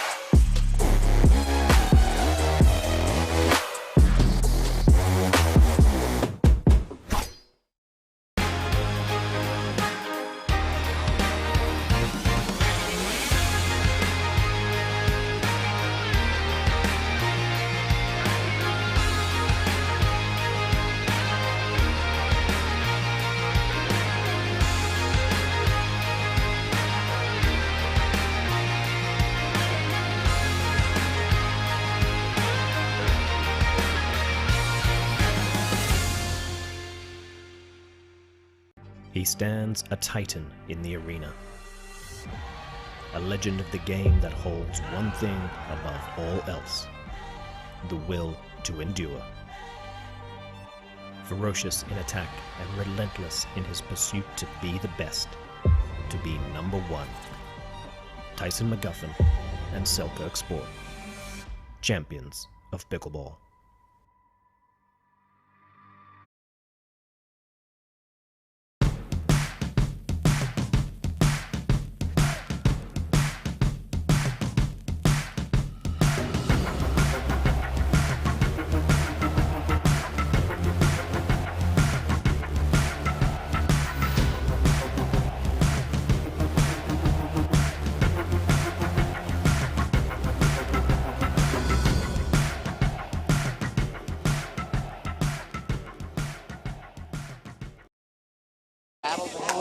Guys, thanks for being here with us at the N2grate DC Open. Hannah Johns joined by Kyle Smith.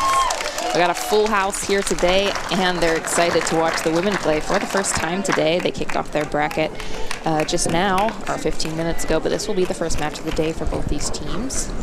We've got favorites Lee and Annalie Waters there, and they're matching white and red Fila dresses. On the other side of the court, Rosie Johansson will serve it up alongside partner Meg Charity. Point. 1-0-2.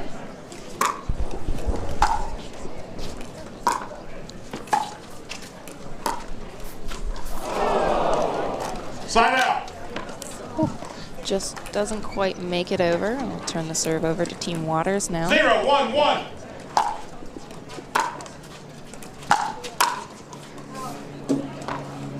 Good let there. The girls coming in swinging here this morning. 1-1-1. Rosa Johansson had a good run in the women's singles draw just yesterday. Able to take down Leah Jansen in 3 games in the main draw. Fell just short in the bronze. Leah able to come back and get some revenge, and the bronze medal took down Rosie in 2 games. Anna Lee in the final for women's singles against Catherine Parenteau on Sunday. 2-1-2.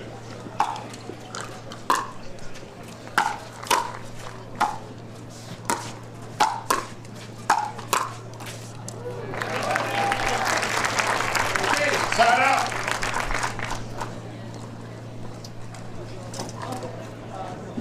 One, two, one.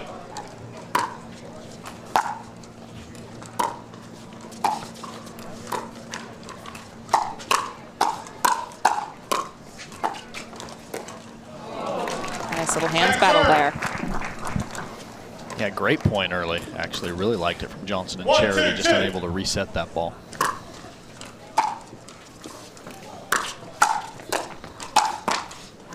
That actually, in women's doubles, I would say is one of the ability, one of the differentiating just talents, the ability to go from a hands battle to just resetting that ball. A lot more men's doubles, you know, you get in those volley rallies, and men's, they just get put away a lot more, it seems like, whereas in the women's it goes from really fast firefights to getting reset and back into a rally. Oh, for sure. And, you know, people will say that that's what makes women's doubles the most popular sport to watch, simply because the women have just as good of hands as the men, but not quite as much firepower. Yep. So they're able to actually get in a bang rally at the kitchen line and then, yeah, turn it right back into the dink, the soft game again. And these points can go on forever. Ooh. Great ball by Annalie. Annalie will also be playing in the mixed doubles final later on here today on CBS at 1:30 Eastern Time. Alongside her partner Ben Johns, they'll face Matt Wright, Lucy Kovalova. And, good point. And a strong finish. Mama Waters. Getting big in the middle there. Not something you normally see with Annalie there. Normally it's Annalie who's doing the poaching there, but a great job by Mama Waters. I really think that Johnson and Charity need to either pick their spots a little bit. I mean, they're playing into what the water's like, right? That's right. Well, we'll take a quick early break here for a little hydration, some chat on the sidelines. We'll be right back. Call 911.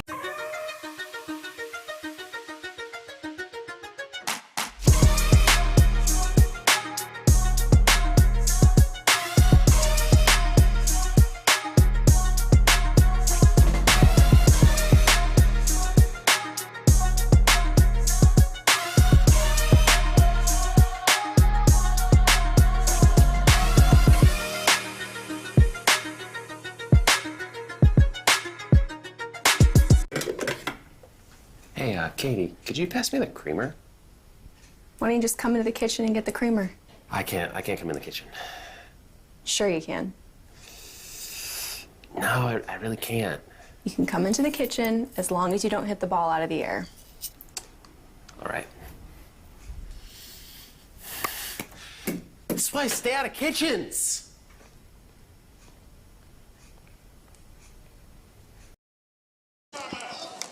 Welcome back, everyone. Thanks for joining us here on Men's and Women's Doubles Day here at the N2grate DC Open. Hannah Johns here with Kyle Smith.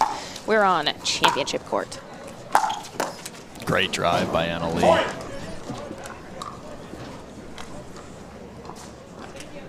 Charity just not quite ready for it. Meg Charity from South Africa. Rosie comes from Vancouver. She's Canadian. They played great hands. Played together at UVA. So they both have strong tennis backgrounds. Another great put away from Annalie Waters there. Not wanting to be outdone by her mom, she came all the way over, took a backhand on that shot. Anything you can do, I can do better, Mama.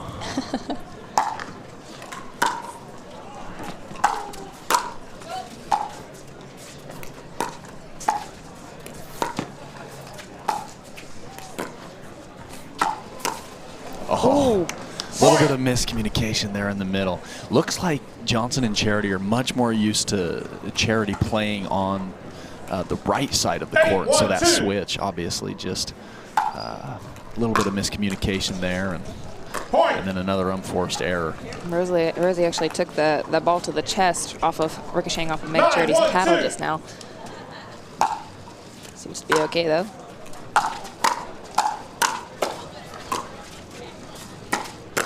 Oh, wow, great spot there by Lee. The Waters are rolling early.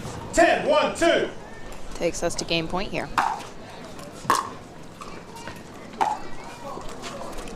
Oh, unlucky. Tough to end game one off of that, but that will do it. Mama Waters, Baby Waters rolling here in match number one. full house here at the JTC Tennis Center. We'll be back to show you the conclusion of this match in just a minute. N2grate is a data center and cloud integration company creating end-to-end technology solutions that are optimized for adaptability and cost savings. We're an award-winning integrator of Cisco systems and NetApp. N2grate, one team, one vision. At Baird, we offer a different, more holistic approach to wealth management.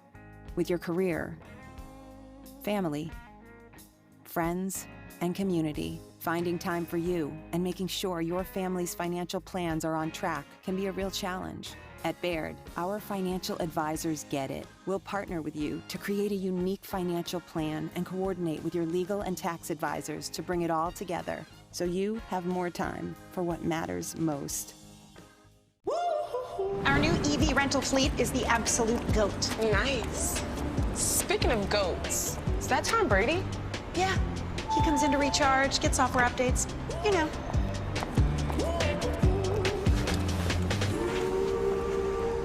Same time next week? You got it. Cool. Let's go. Let's go. Well, welcome back, everyone, here to the PPA Tour. A look at those pro courts behind center where lots of battles are going on. We wish we could show all of them. So many good matches. But for now, we've got center court available to us where Team Waters taking off in game 2. Great reach there by Annalie, getting that backhand. Charity just not quite able to get that dig down.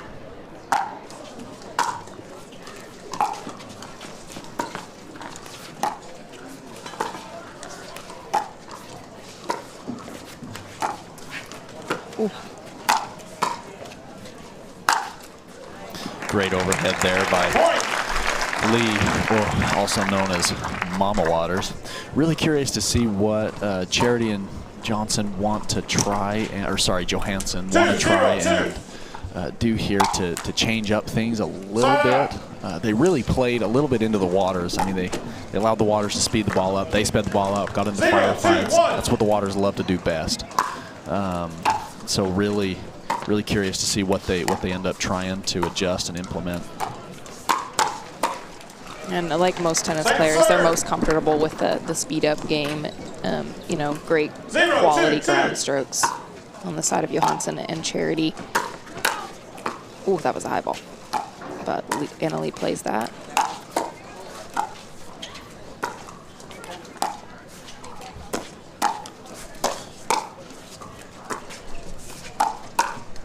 I loved that speed up by Charity there. Really wish she would have stayed, and this is something we talked about during the Ben Johns match.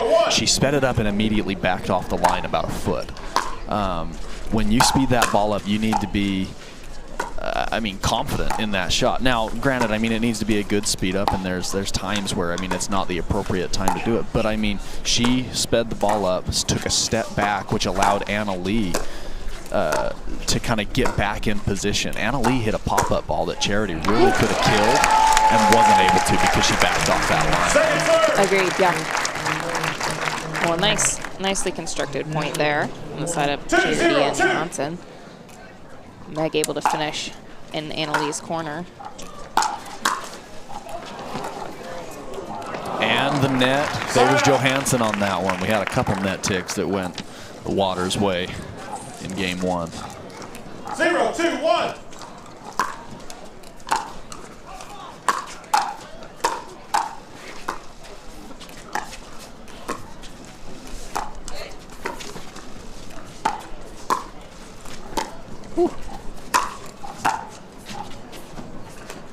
Oh, that lands in. That ball lands in.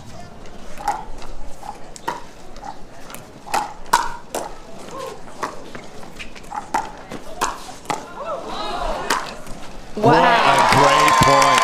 That is so good.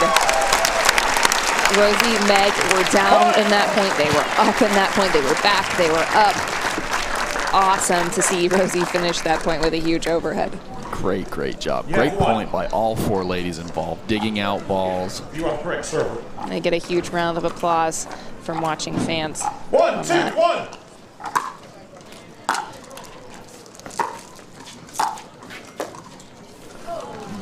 Second serve. Not quite enough on that dink or drop. And you'll actually see that quite a bit, honestly, Hannah, is you'll see a point like the one before, high intensity, high emotion. They get it. Ooh, close. Close there. Closer than I think the Waters thought it was going to be.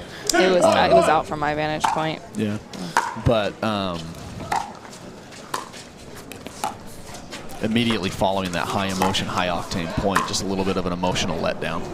For sure, yeah, you'll often see a little unforced error, some tentative play. Yep.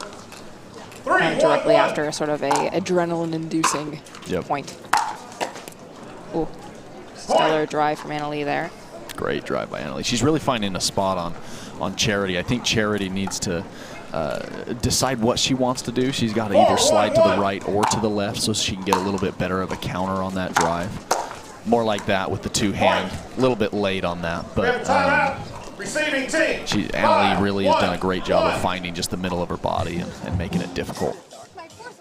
A couple of errors on the serve return on the side of Rosie and Megan, and then a couple dumps in the net will lead to their timeout in this game.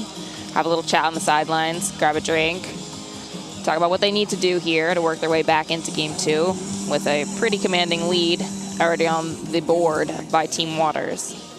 So Hannah, you're here from Maryland. I don't know if a lot of people, I mean, in fact, you said Colin, played here, his picture's here. You're gonna have to show me that because I don't know if I actually believe it. But what's it like being back here, I mean, at a place that you've been in your childhood, Oh yeah, it's like, it's coming home. I mean, I did grow up around here. I know the area really well, and I attended so many tennis tournaments here at the JTCC Center. Watched Colin compete for hours and hours. I was actually bored. I had fun running around, but I didn't really care about watching. Tell us how you really felt, I was Hannah. like, Come on. tennis, schmenis, I care a lot more about watching pickleball now as an adult than I do about the tennis matches. But for those who don't know, I tease Hannah and call her cheerleader every time I ever see her. She's here cheering for her brothers. So right, it sounds like you're not a very good cheerleader, Hannah. Bored of these tennis tournaments, okay? That was years ago, Kyle. Cut me some slack. All right, you're better now, that's true. Although I still haven't heard you cheer for him. I don't think ever audibly. You asked me to cheer for Callie. That's true, I do.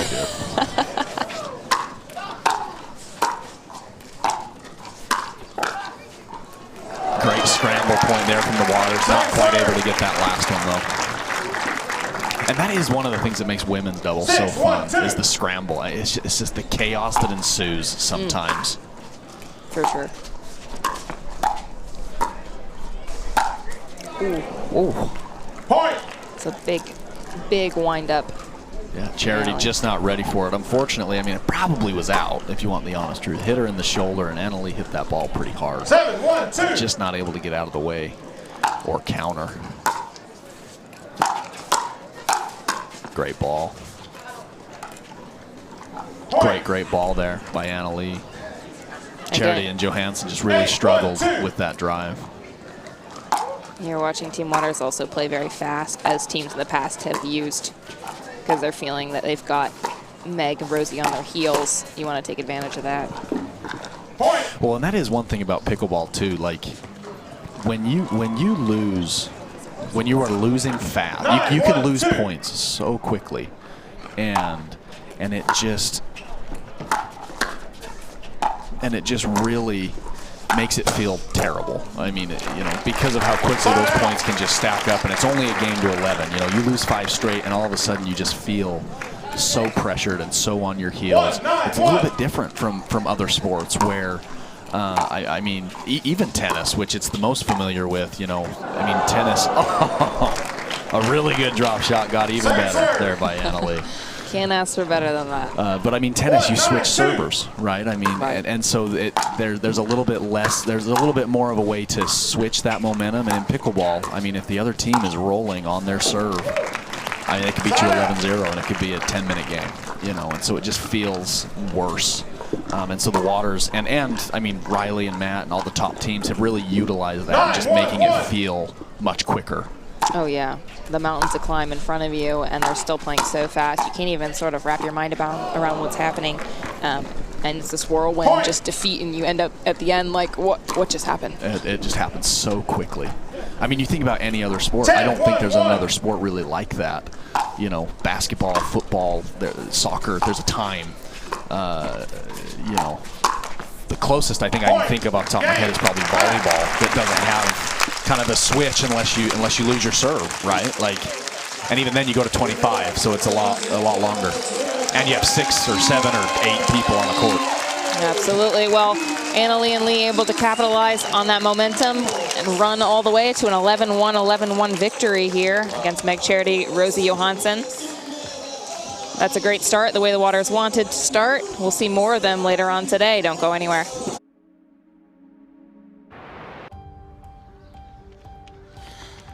On your 6, ladies.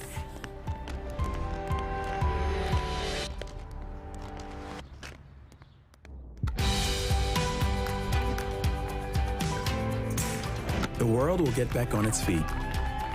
We'll help you stay on yours. What's your secret? Oh, it's no secret. It's the expert help I got at Foot Solutions. Make an appointment at footsolutions.com.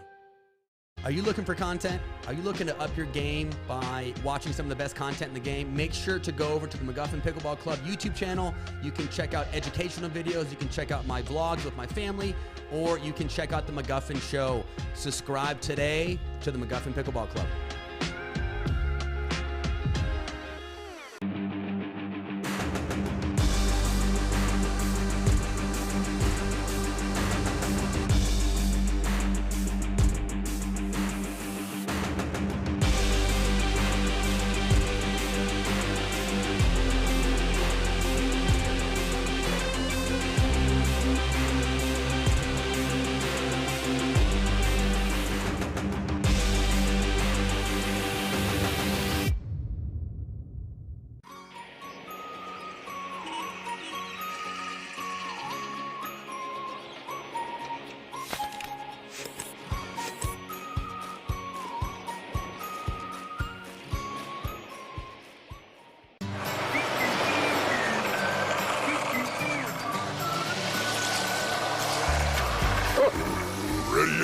Not yet, buddy.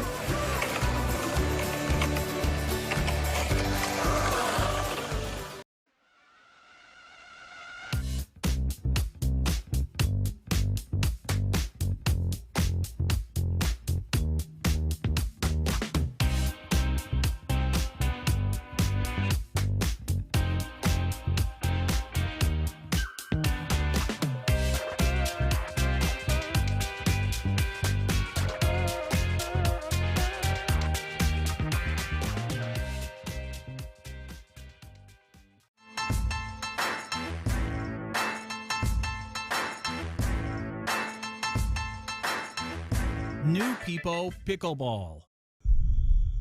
Each shot has its own strategy. Each player, their own style. Whether you dink it, drive it, lob it, drop it, bang it, or spin it is entirely up to you.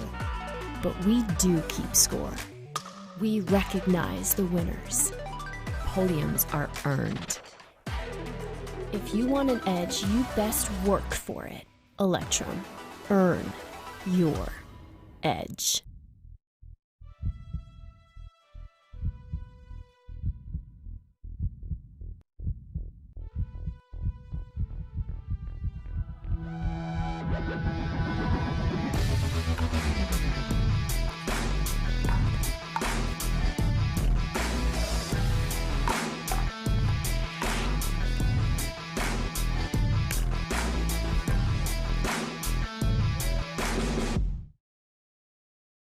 Match point, it's all up to me. Nothing can get in my way. And when they ask, what are you gonna do next? I'll say, I'm going.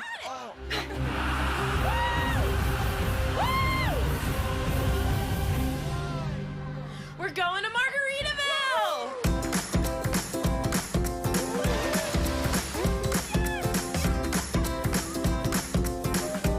go to Margaritaville too. Visit MargaritavilleResorts.com. It's not a great budget.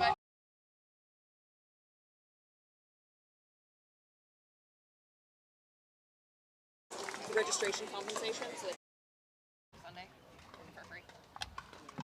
Right now. Oh, now? Yeah.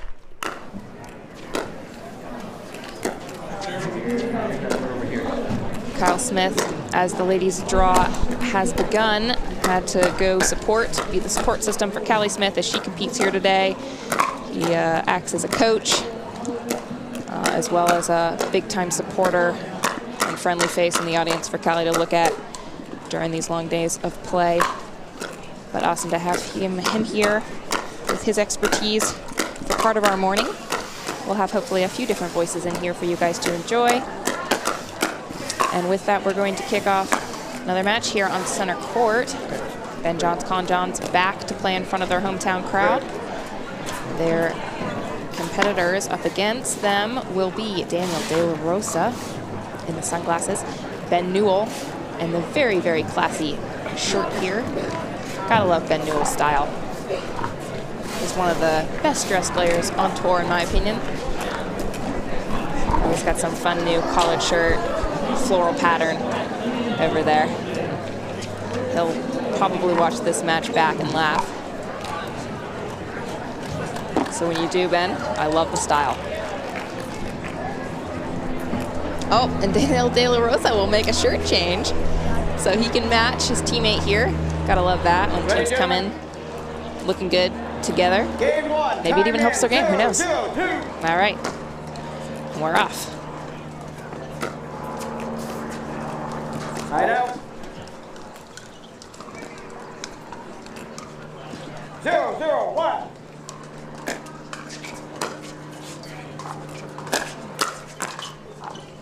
Good spot there by Ben Johns.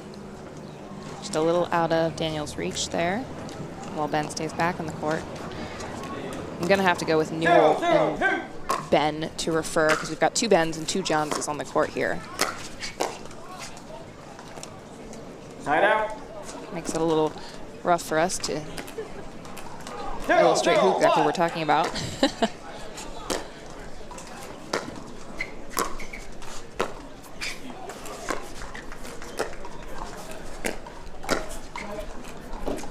Second serve. That one will fly a little long.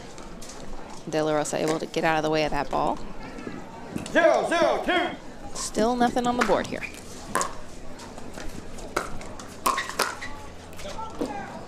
Side out. Nice speed up there by De La Rosa right at Colin's body. Colin gets a hold of it, but just a little too much on that ball.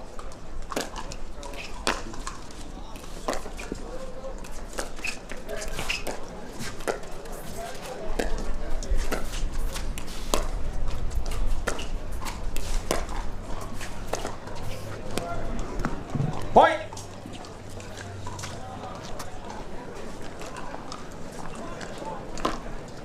One, 0-1. Right, stalemate is broken. They've got a point there.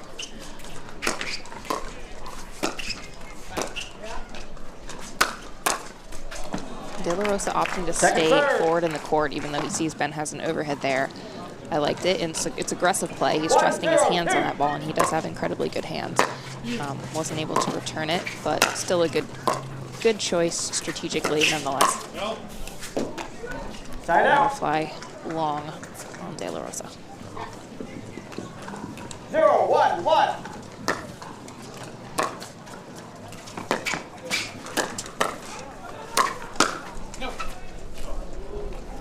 Second serve.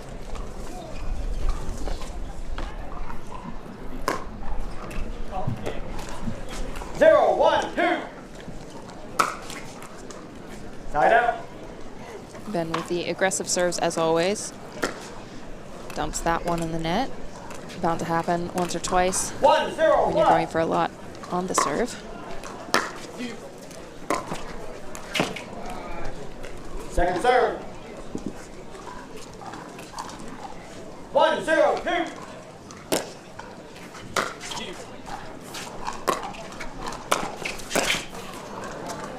Side out. Aggressive play from Ben Newell. He is excellent at being aggressive. Got really great drives, really great speed ups. He's a scary player. Oh, nice hands battle, and De La Rosa comes out on top. 0-1-2.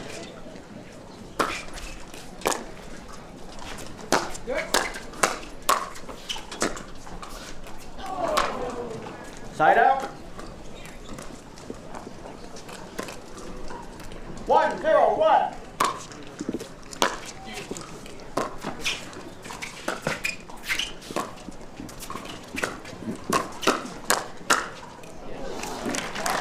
All right. Quick little reflex volleys there from Colin, able to finish that ball.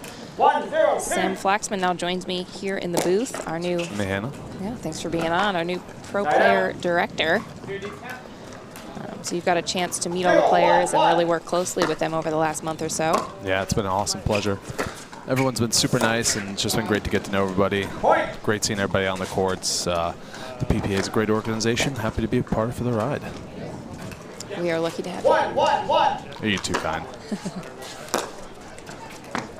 Well, we're early on here in game one. A lot of side outs. Nobody really able to put too much on the board in terms of points. No, this should be a good matchup with Danny's. He's got an aggressive style, which I really like. Not only on the court, but their fashion style between him and Newell. Those floral shirts are something else.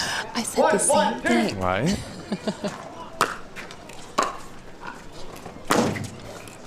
Oh, and Ben trying to go with a nice little forehand rip there, but just out. De La Rosa, like you said, a lot of power, a lot of aggression. He comes from a racquetball background, so he's certainly got that. He's got one of the biggest overheads I've ever seen. It's insane. So I was talking to him. He's actually never played tennis before, so he's only ever done racquetball.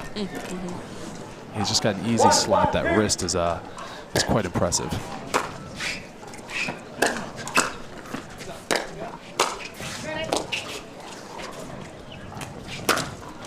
Oh, and that just catches the line right there. Right in the corner. A little smile from Daniel. 1-1-1.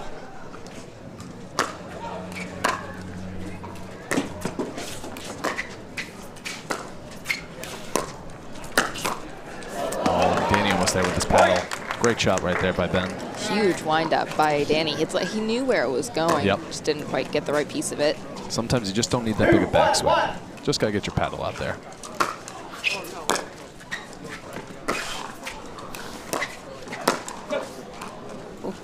Second serve. Does not stand on Colin Johns there. Take us to service number 2.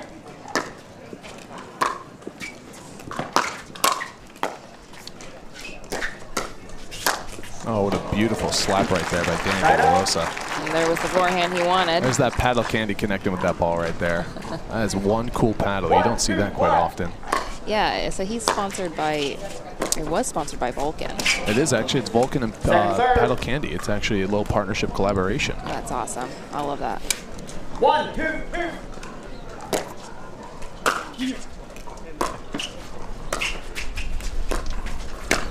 Oh, a little Ernie there by Colin. Great defense by De La Rosa. We have a packed house here. Oh my God. This is great crowd energy we're getting off of this. We're standing room only at this point. Every seat taken, people standing behind the stands around the courts, even on our side, which you can't see up here with the commentators. We've got people lined up on the back wall here watching. Well, everyone's coming out for the hometown favorites, your brothers, Colin and Ben Johns right there. It's our first time ever being hometown favorites. 2, 1, 2. Kind of cool. Oh, Danny should have had that one right there. I love watching Ben and Dan play. It's just such unorthodox play. Very aggressive, a lot of spin, especially on their slice, on their backhands and the returns. 3, 1,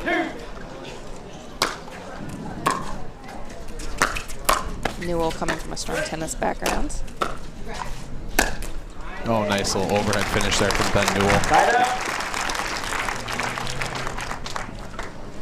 Newell married to Jana Grechkina, now Jana Newell. They travel and compete together on the Pro Tour. They don't play mixed doubles together as of now, which I believe probably is a good thing, maybe. Better for their relationship, no doubt. And then I know quite a few couples who probably should not be playing together. I can imagine. But they're an awesome support system for each other throughout the day as they compete, and great to have somebody to split the hotel rooms with.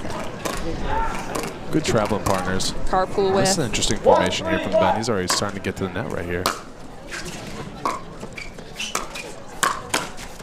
What's interesting to see is the I formation develop sort of in the sport right here. We're seeing a lot of players start to, because you have to wait for the ball to bounce, obviously, but a lot of players are starting to get aggressive and come into the court and try to fake out your opponents.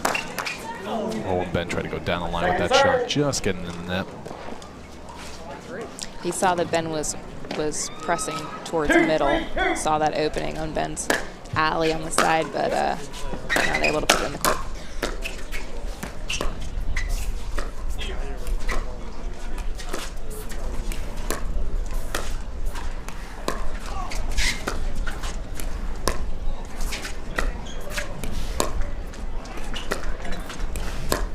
Look at how active Ben Newell is right now. So active. He's waiting to see if Ben's going to send one down the line. He's watching his eyes carefully. That's right. Look at him moving to cover his line. Every time Dan hits and shifts, Ben's shifting with him. They have like a chain link between their ankles, and that's what you want to have as a partnership. Ben's right with the paddle right there. Oh, nice dodge right there from Ben Newell. Great duck there from Ben Newell. What a great point. Love to see the intensity from Newell here. Clearly really dialed into every point. Oh, he's ready to serve. John's brother's not yet set. Good. Like to see it. 3, 3, 2.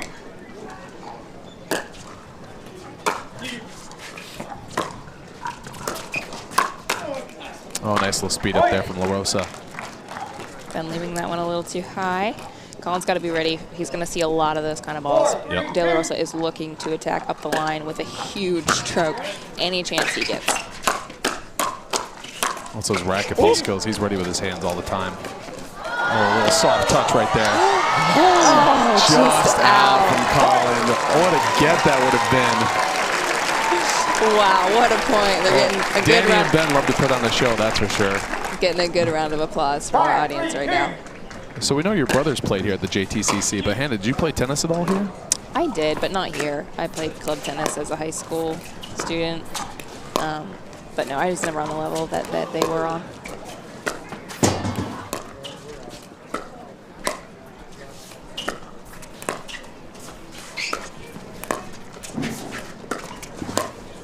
Ben Jones being aggressive with the dinking right now. Forehand right out to Danny and just gets it with a body bag. Those were not just little lollipop dinks close to the kitchen line. They were purposefully back to De La Rosa's backhand corner, deep in the kitchen, but low. It looks like maybe one of the strategies Ben's employing here, particularly against De La Rosa. He's trying to see if Danny can keep up with that very intense pace of his. Got him on that one, though. Little smile from De La Rosa. Little payback. You know, whenever a player feels like he's being targeted to some extent, which Ben was definitely doing in the last 2 points, there's a little sense of, all right, well, let me show you what I can do then. If you can do it, I can do it better kind of mentality. 5, 3, 1. A little net love right there by Ben Newell. All right. Well, they've got a little room for error here with their lead. 6-3, De La Rosa Newell. Oh, that's a great roundy up Ben's line there. 7-3. Looks like that is going to be a timeout called. And a little paddle toss from Ben Johns as he heads over to grab his water bottle. Colin Johns will join him on the sidelines. Oh, he's going to go for a water. All right, guys, we'll be right back to show you the conclusion of Game 1.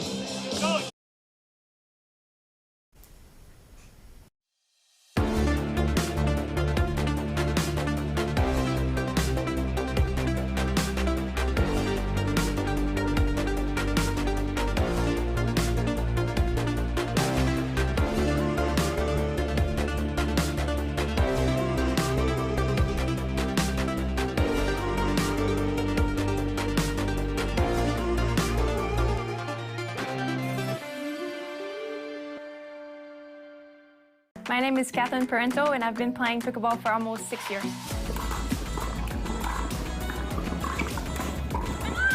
I travel a lot to play in tournaments. I'm always on planes, and I see a lot of people when I travel.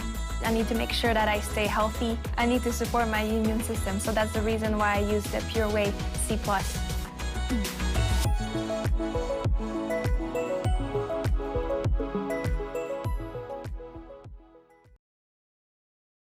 Welcome back, everyone, to center court for this men's doubles match. I'm Hannah Johns. Joining me is Sam Flaxman here at the N2grate DC Open. Round of applause from the audience. Excited to see the conclusion of game 1 here.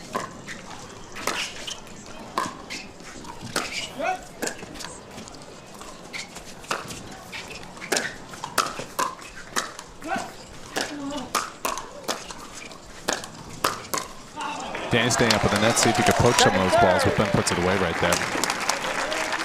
I like it. De La Rosa, again, trusting his hands, choosing to move forward in the court, even though at this point, generally in pickleball, you would be on the defensive back at that baseline. But nice to see Daniel staying aggressive. A little miscommunication there from the partners. They both swung at that. Side out. Well, that's one thing you start to develop. The more times you play with a partner, you start to develop that chemistry. Whether you don't even have to say whose ball it is. You just get a comfortable feel for it. And they're starting to build it.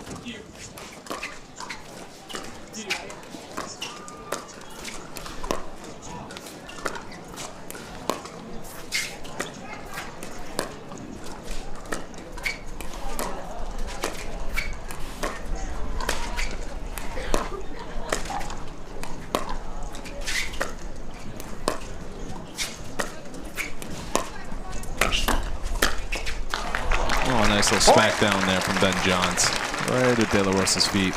And that's what he was waiting for from De La Rosa, keeping that consistent deep corner cross-court dink, with De La Rosa waiting for a ball that he could attack.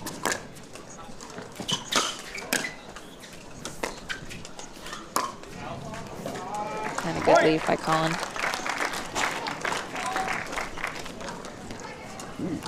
That'll earn them the side out. Timeout was effective in terms of getting their serve back and keeping Team De La Rosa Newell at a standstill.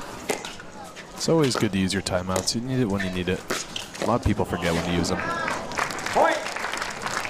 De La Rosa really wanted to hit that ball with his forehand. You could see as he jumped, he didn't flip the paddle face. Probably could have gotten that ball back had he done so, but he really tried to get the forehand on that. Oh, that right hand's just too good. That's his favorite side. He loves that little forehand volley right there, you can see. Interesting to see them play with two backhands in the middle, as De La Rosa is lefty. And again, choosing to put the backhands in the middle. Oh, what a beautiful ATP right there from Ben Johns. My Lord, in front of the hometown crowd, loving it. What a shot. Just chops in that back corner. Little fist pumps from both of the Johns brothers on that ball. Couldn't have painted a better shot myself.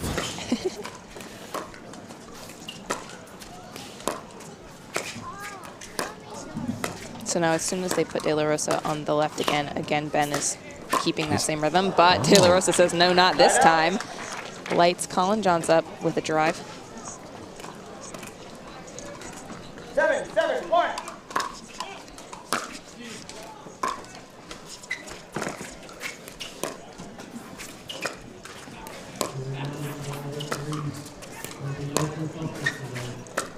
A lot of backhand battle dinks between De La Rosa and Ben.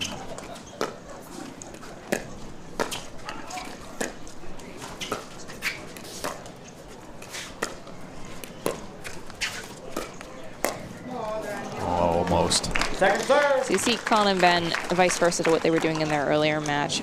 They've chosen to slow the ball down, make it more of a kitchen dink game, because they know, both of these players, De La Rosa, Ben Newell, like to play fast, like to play aggressive. They like to hit the ball as hard as they can, just like that. A 1-2 punch shot right there from De La Rosa and Newell. So the most effective strategy against a team like this is to make them uncomfortable, make them slow down, make them play your game, rather than playing into their strategy, which is let's hit every ball really, really hard and aggressive, which I love. Oh, you know it best. It's your brothers right there. And they just do such a great job of grinding that ball. Middle dinks is what they're best known for. They'll slow the game down against anyone.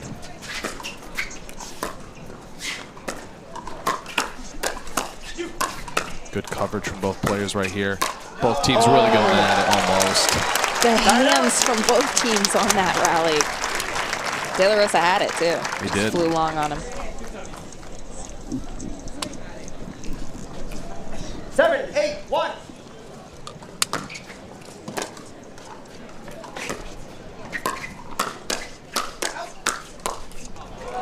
Caught with a nice little low volley right there. That's where you want to be able to put it. When you can get that ball nice and low at your opponent's feet, that's where you want to secure the ball.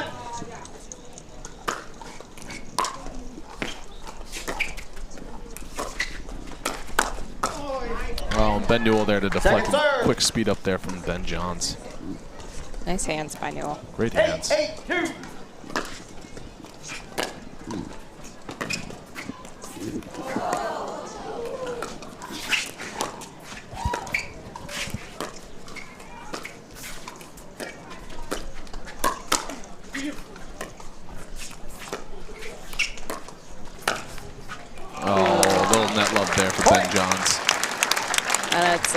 Daniel was ready for that ball. He would have had a good return, I believe, for that ball. One of those balls you love to hate as a player. It goes 50-50 either way.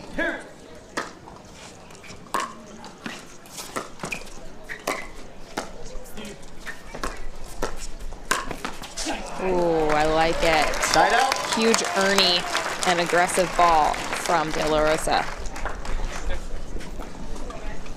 He's playing very, very well. This is a high-quality match. This is for game one still. This is a battle. 8, 9, 1. 8-9 here. Oh, and Colin being smart to let that go flying out.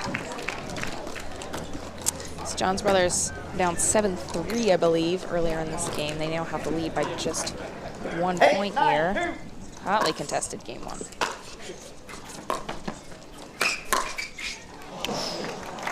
Almost there from De La Rosa. That would have been an impressive ball to get in there, but that was tough. That was right at his ankles. It's great to see De La Rosa can get back almost any ball. The thing with De La Rosa is that because he comes from that racquetball background where you're supposed to hit it just as hard as you can, a lot of his balls tend to go long because it's, you know, not a detriment in racquetball. It is, of course, in pickleball since we've got these lines and restrictions on where the ball can go. But never a problem for De La Rosa to get his hands around on a ball. Nope, his hands are a human highlight reel. It's crazy. I like that. Human highlight reel.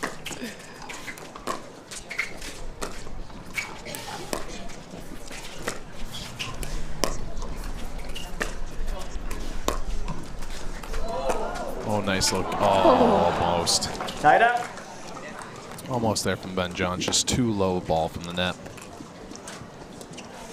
8, 9, 1. Quick side out for Daniel. Let's see if the John brothers can hold right here. Oh, great volley attack there from Ben Johns. 8, 9, 2. This is a hotly contested game one right here, which we'd love to see.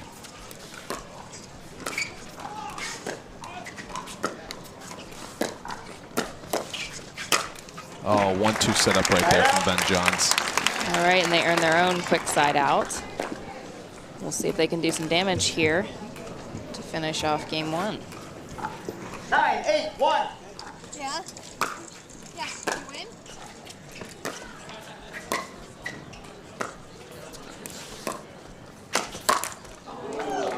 Point.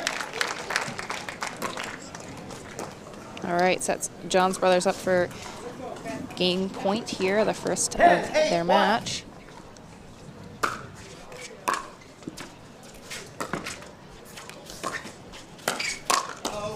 Oh, nice hands there by Daniel to get up Ben's backhand right there. Paddle was just right down from Ben Johns. Looked like Ben wanted to pull his paddle away and let that ball go, but a little too late. It did clip off the upper end of his paddle. Ooh, big hack. Yeah, that just caught the edge of his paddle right there. That thing just went. All right, so they fight off 2 game points here to earn the serve back, and they're going to opt for a timeout here. Interesting choice. I like it. Take a minute to regroup and really try to do as much as they can when they come back.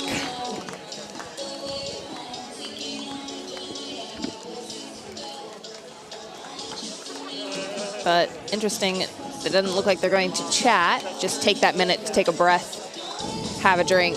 They're at opposite ends of the court here. A look at some of the fans here who've come out today to support the pros. It's been a great weekend. We've had incredible fans the entire weekend here in the DC area. They're so into it. I love it. I mean, it might just be because it's the first time that we've had pro pickleball here in the DMV area, but they are so excited to be out here, to be a part of the action. We want to give a shout out to Chris Carson, who's our in-house DJ and hypes up the crowd all day long. He is just a class act and a superstar. He's out here for usually 12 hours, hyping the crowd, running graphics, doing computer work like email blasts and text blasts. He's DJ Selkirk, but he could be DJ Red Bull too, because that man runs on Red Bull.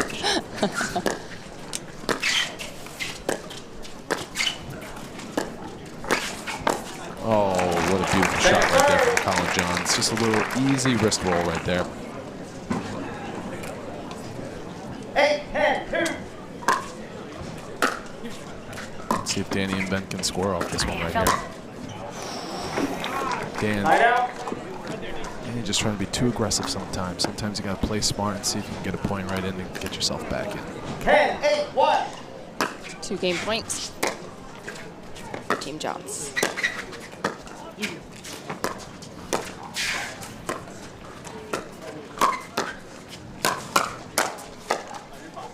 Great defense right there from the Johns brothers, and a beautiful backhand wrist roll right there from Ben Johns to end game 1.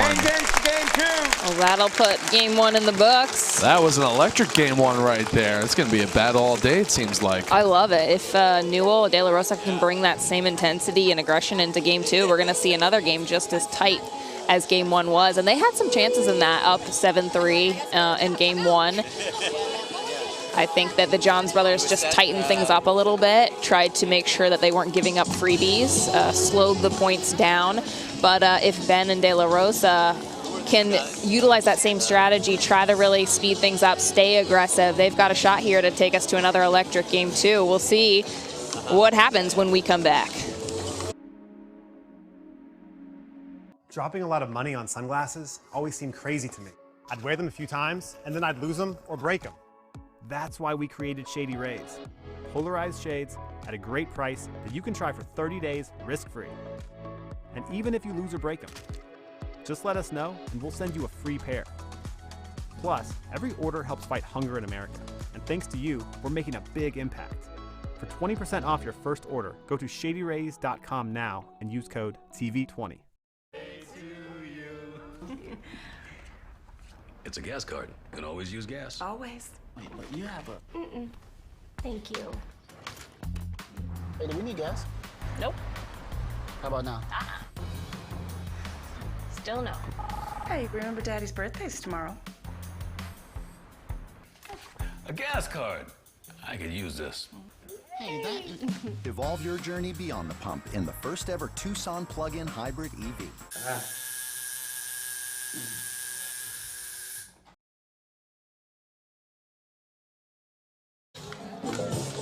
Folks, if you're just joining us here, this is Sam Flaxman from the PPA Tour at the N2grate DC Open. We're heading into game 2 with Ben and Colin Johns versus Ben Newell and Daniel De La Rosa. What an epic battle we've had so far today. We love as the crowd gets right into it. Here's the start to game 2 right here.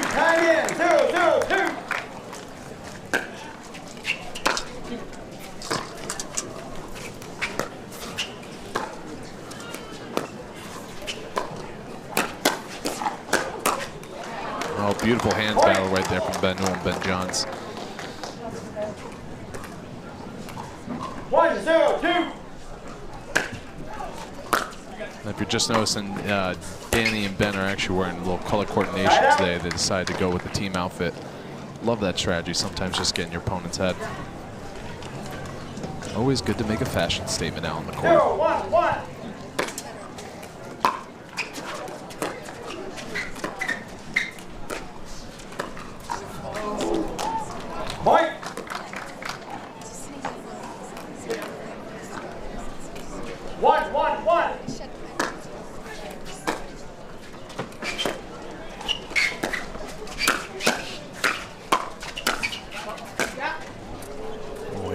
top action starting to come into play now. Maybe not the right side to do it on, but loving what I'm seeing out here on the court. Always a crowd favorite. Oh, almost. And Ben being able to put it away and keep them on their toes.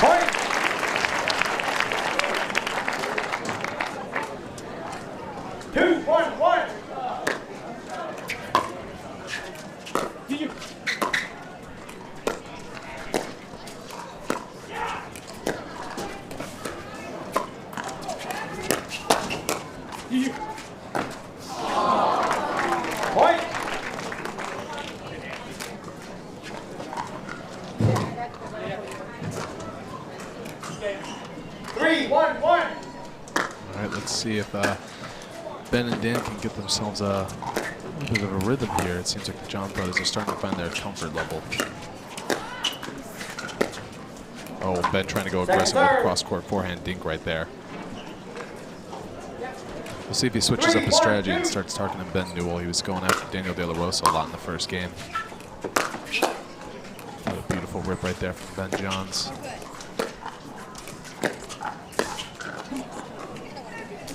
Tight up.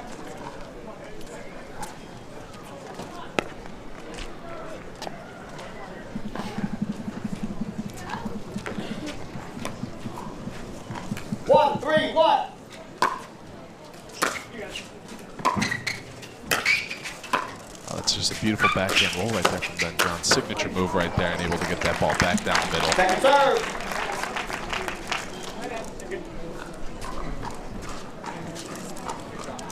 All right, let's see if Ben and Daniel De La Rosa can get themselves a little bit of a rhythm right here.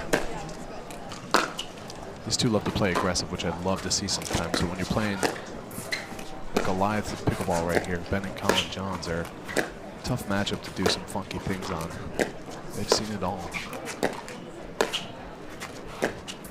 Oh, almost right there from Ben Newell.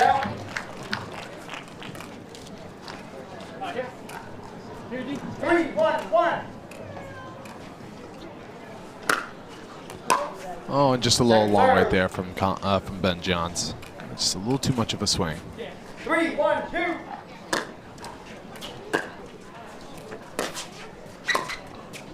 Nice little early take right there from Danny De La Rosa. Oh, a little speed up setup right there from Colin Johns for Ben to finish it on off. What a great point right there.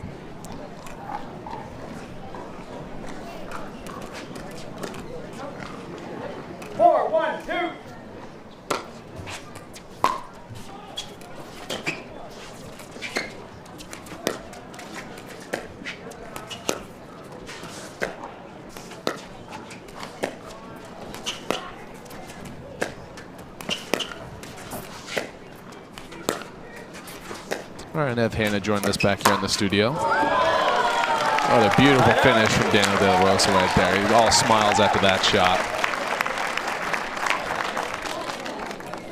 1-4-1.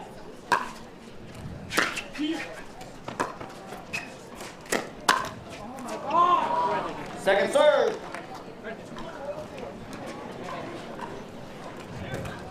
One, 4-2.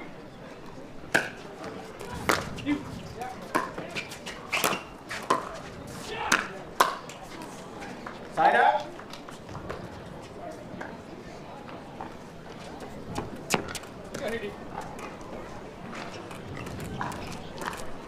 Today with these shirts. We should start handing out little awards or MVPs to players throughout tournaments. I love it. Fashion, most kind. What other awards could we come up with? Best smile. Could do high school superlatives all over again. Ooh, and just wide there from Ben Johns. It's really starting to heat up out here. 4-1-2. I think we get up to around 70 today. Oh, great hands right there from Daniel De La Rosa. Oh, and just getting a little chicken wing undone right there. Comes out on top in that hands exchange with Mr. Ben Johns. 1-4-1. Score called by our lead ref, Joey Jones, joined by second referee, Ricky Shutt. Two of the best refs in the game.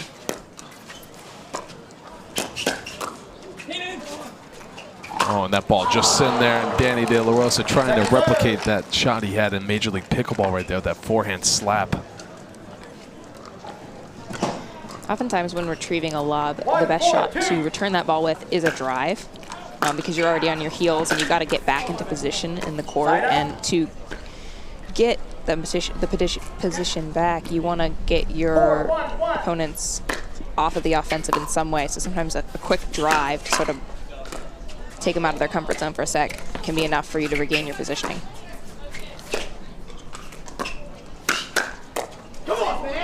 Beautiful hands right there from Ben Newell.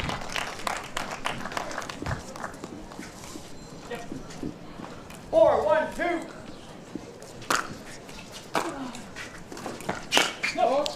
Oh, Ben's returns are quite crazy. He's got an interesting slice on that backhand of his. Really driving that ball sideways.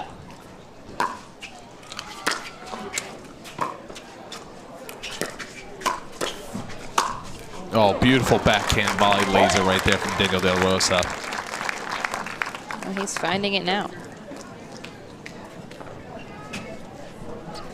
Gotta be careful with those high balls, especially with the sun in your eyes on this side of the court. Yeah, if there is a good side, it would be on the side of the Janses. Now, as the sun is aimed towards De La Rosa, Newell. 2, 4, 2.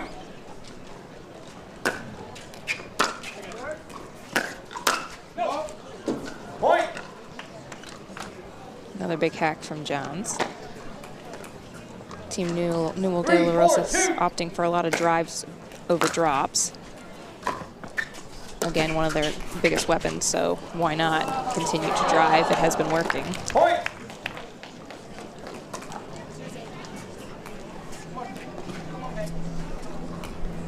Four, 4, 2. Just like that, it's all tied up.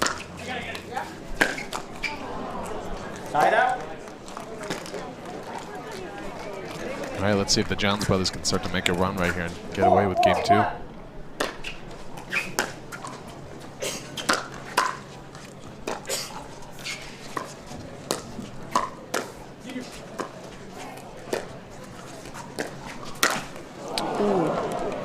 Just gets the net right there. That's tough to watch. He wishes he had that one back. 4, 4, 2. De La Rosa, big smile up towards the commentating booth and mouths a little thank you.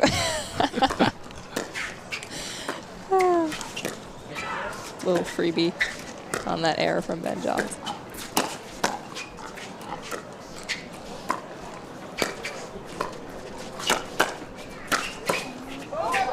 Oh my God, what incredible hands right there from Danny.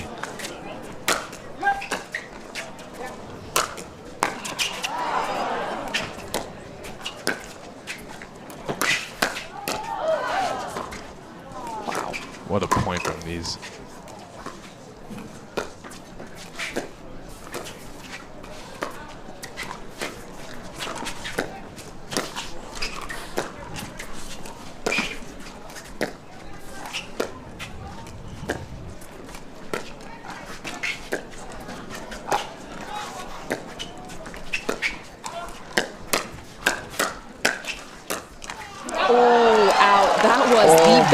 God, what a point right there. Best point of the match by far. Big round of applause. Big round of applause right there for those 4 out there on the court. That point could have gone either way at any time. And missing that by just an inch or 2 on the sideline. Tied out. You have 4. 4, 4, 1.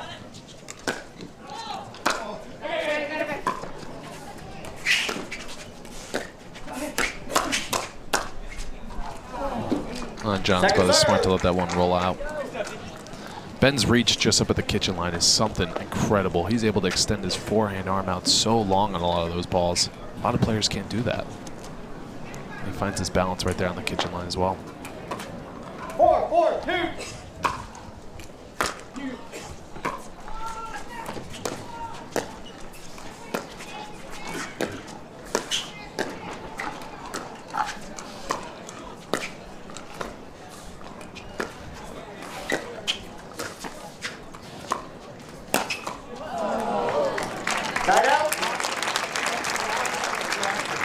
Good spot there, Daniel. Again, that big wind up, really wants to hammer that ball down. Doesn't quite allow himself enough time to get into position in order to take a stroke that big.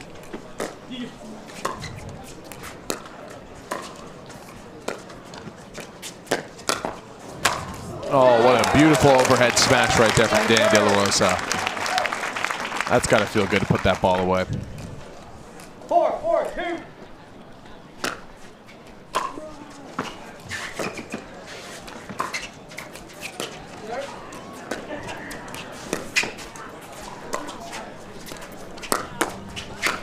Great ATP defense there from Newell, but not enough to finish it off. Really he great. Was ready for it. See, all the players stayed calm during that point. They didn't get overexcited just because it was an ATP and then an ATP defense. Unfortunately, Ben threads the needle down the middle between the two of them.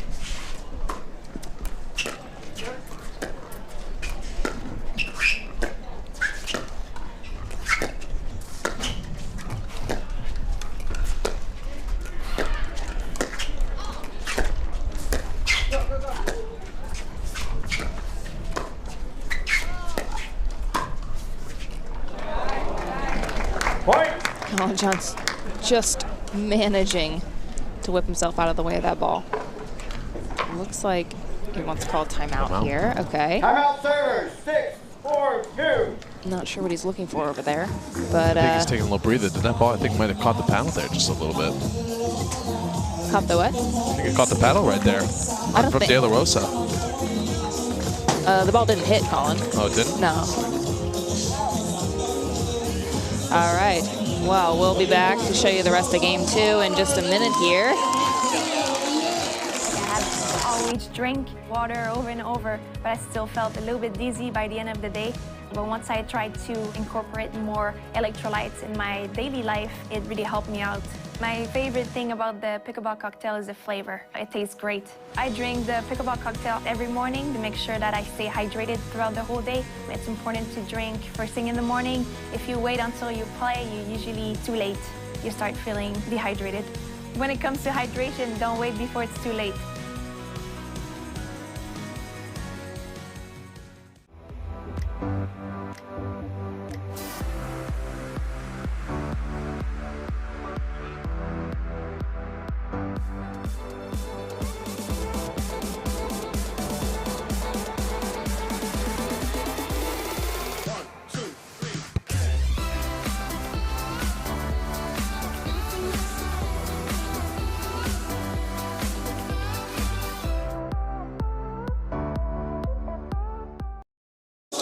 Welcome back, everyone. Thanks for joining us here at the N2grate DC Open. Hannah Johns joined by Sam Flaxman.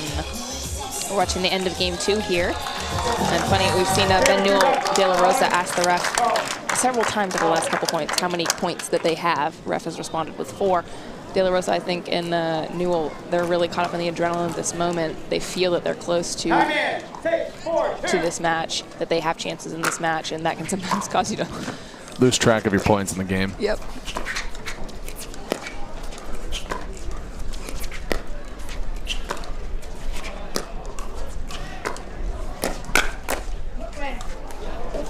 Great lead by Newell there, and good hands.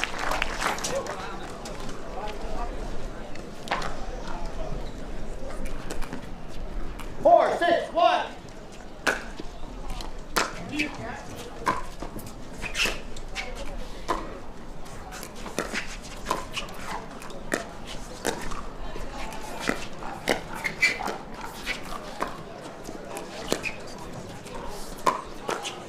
Oh, and Daniel De La Rosa trying to sneak in that ATP, and he does.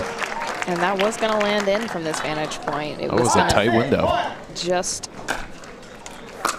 hit that sideline there. So Colin did have to hit that ball, but wasn't able to put it back in the court.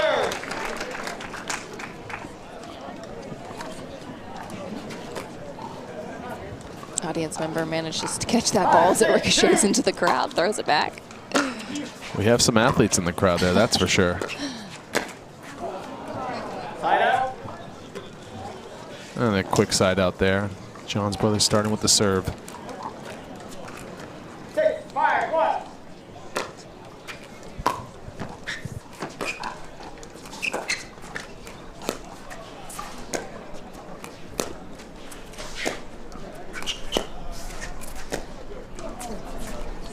So not only noticing Ben attack just that same corner that Daniel De La Rosa was in the first game, and now he's going to Ben Newell to see how his dink game is. 7-5-1.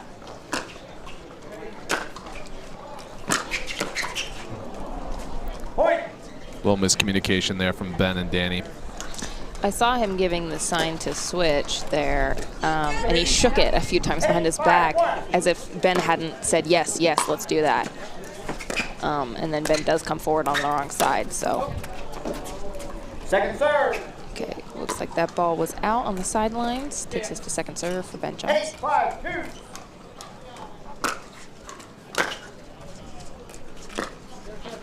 Plays it. It's close, but looks like it goes back line. Oh, what an overhead smash right there from De La Rosa. Huge ball. He got that ball right in his wheelhouse. That's where he wants it. And Colin just checking the ball, make sure it's not cracked. And that thing is totally cracked right there from De La Rosa. It's strange when De La Rosa doesn't crack a few balls in his matches. I totally agree. I think we should add a speedometer at the back of the baseline right there. See what we can get the fastest miles per hour on that ball. I love it.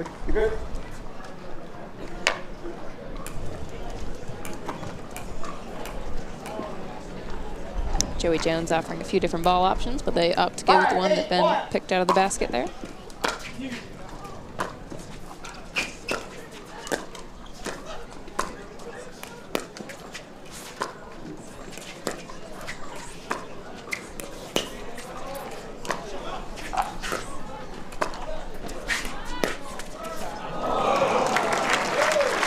Ben catches De La Rosa squeezing middle, opts to take that dink around wide. That's one of his favorite shots. Ben loves to pull that wicked angle cross-court dink out. Get some pace on it as well. And he certainly has perfected that shot, and it's not an easy one, that's for sure. 8-5-1. All right, pulling away a little bit now here, 8-5.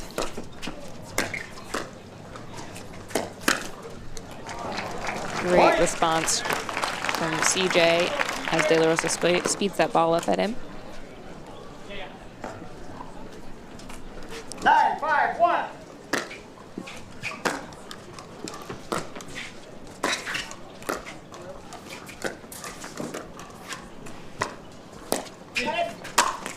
Oh, what a rocket right there from Daniel De La Rosa. Might have to check if that ball got cracked or not. Tag spin on the lower leg there. 9-5-2.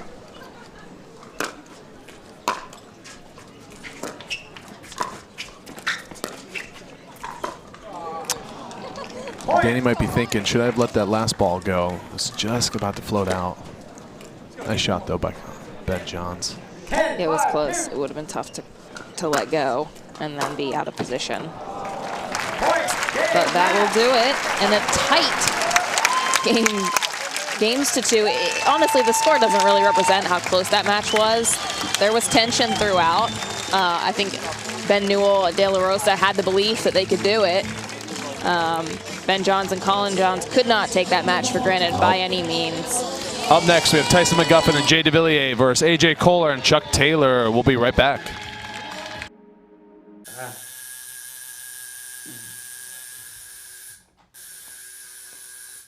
What are you guys doing? We're getting our duper tattoos. You know it changes every match, right? Oh, Duper, keeping tattoo removers in business by updating after every match. Download the app and claim your free profile today. Can you change that 6 to an 8? I sure can try. How do you get what you want? Eric Weinbach, blind man, wanted to climb Mount Everest. My man crazy, but he believed it was possible. We're gonna do it. And because he believed, he became the first blind person ever to stand on top of the world. Guaranteed Rate believes in your dreams. That's why we treat everyone like we treat our own family and work extra hard to get you the lowest low rate possible. Because if you believe, you will.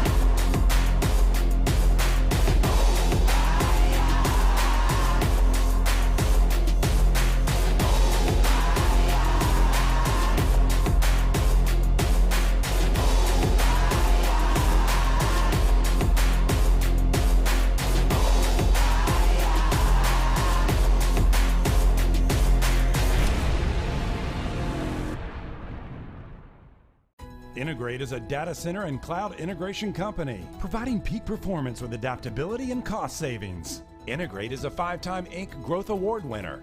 To learn more, go to N2grate.com. N2grate, one team, one vision. We owe great times to good friends, to the glasses that spark conversation, to the ideas that then pour out. Ours came from a night like that, and somehow survived the morning after. To make our own tequila. It wasn't meant to leave our house, but since we made this for friends, we thought it wouldn't hurt to make a few more. Grab a glass, amigo. Our tequila is your tequila. Our casa is your casa. Who do you think we are now, Ken?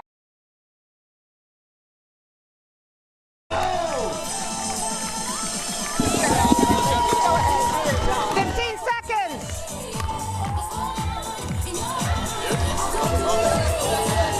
Hanging out, joining us.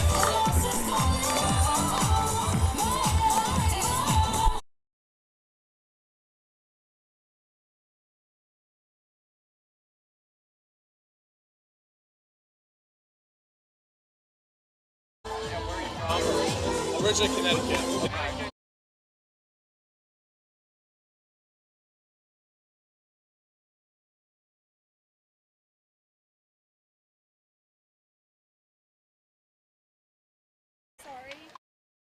No.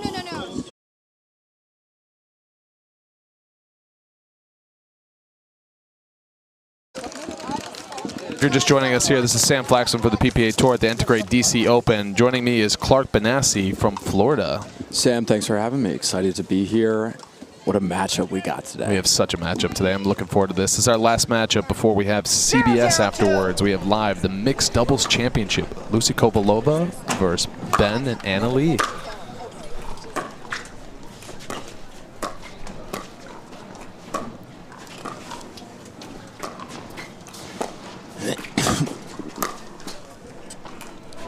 Oh, what a beautiful lob right there from Chuck Taylor. Oh, a couple forehand smashes right there from AJ Koller. Put that ball away. Yes, Sam, AJ is so big. He inserts himself in the middle of the court so well, and you pop it up, you better retreat. He's not only inserted himself on that forehand there, but his color of this t-shirt right there, that bright pink salmon, I love it. Got a couple fashion statements out here today.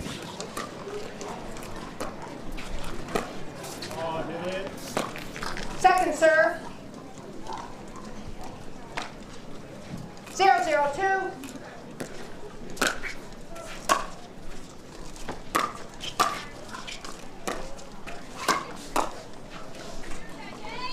Yeah, it's too good from Jay. I mean, he does, you know, what I was touching on with AJ. Again, another guy that loves to be active, moving his feet, getting around the court as much as possible, and Tyson's so good at letting him do that.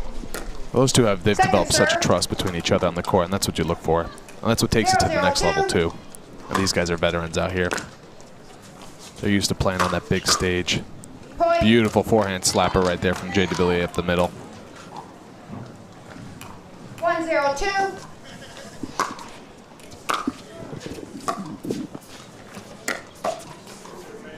Side out. Interesting notice, Chuck still has his sweatpants on. It's getting warm out here a little bit, Chuck. Yeah, he's a trooper. Well, he's from Utah, so he's used to that cold weather.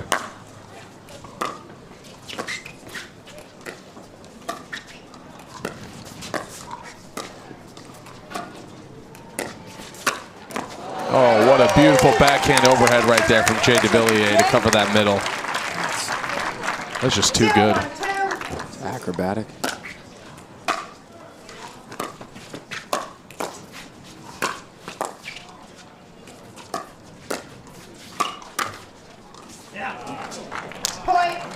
Wow, I thought it was sailing out. Chuck plays such good defense. I mean, he's a rock over there on that line. 1-1-2. He's got AJ there complimenting him. Dynamic duo.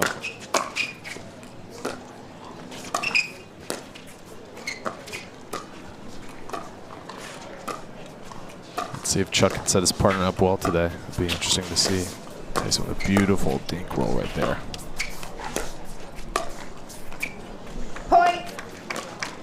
Sam, Chuck's an interesting guy. You know, obviously a super good player. That's why he's here on this stage. He's made it this far in this match. But sometimes we see him go far. Sometimes we see him go out early. Certainly a bigger name that's come on the scene, I would say, recently. Totally agree. Well, it's that consistency, and you start to develop with new partners, and you see him, you know, he's changing up partners here and there in different tournaments, and that's what you got to do, especially early on in your game. You got to see who you can play well with. Got to test out a couple different. Oh, what a beautiful defense right there from AJ Koller at the kitchen line. So smart. Makes it look too easy. I go here. Here we go. 4-1-2. Oh, nice little run there for AJ Koller and Chuck Taylor. Let's see if they can keep it up. AJ being aggressive on the first game right here. You can see he's ready. He's snapping. He's getting up to the kitchen line as fast as possible. 5-1-2.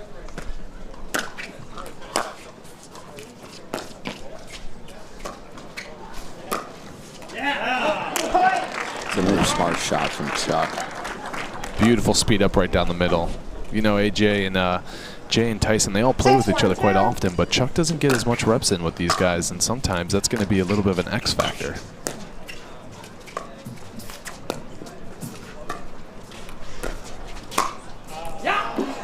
Nice little forehand roll right there from Jay Devilliers.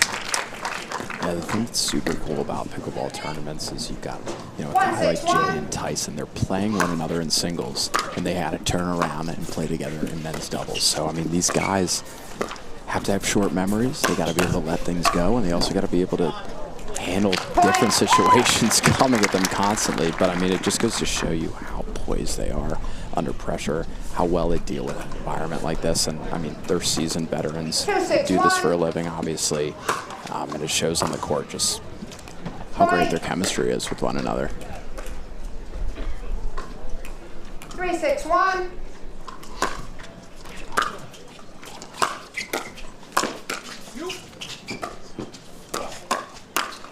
Oh, and Chuck with a little backhand defense right there, being able to put that volley away. 3-6-2.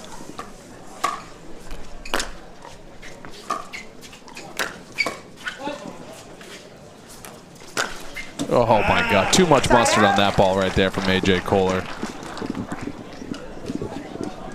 Yeah, I thought he was maybe going to drop it in. He decided to go for the harder shot. Sometimes you just got to get all your feelings out on that ball, and you just got to let it have it. Oh, what a beautiful ATP right there from Jay Devilliers. Can't paint a better picture myself. That was a beautiful ATP right there. 6-3-2.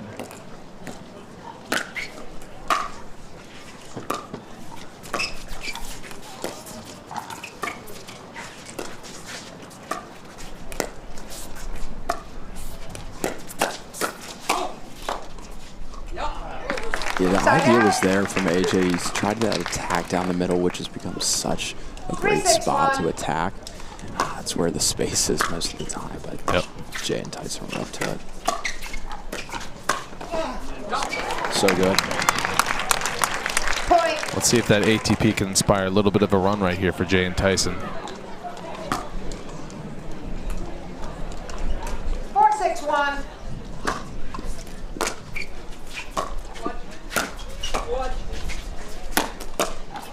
Oh, great defense right there from Tyson. Oh, almost had it. And AJ just too strong right up there at the net. Yeah, Tyson wins that bag. Obviously, he's so used to and known for his offensive skills. His defense is phenomenal.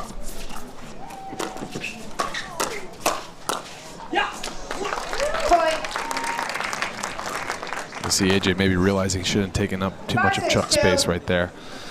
And sometimes it's hard to tell because you really want to take over sometimes, but it's always good to have trust in your partner.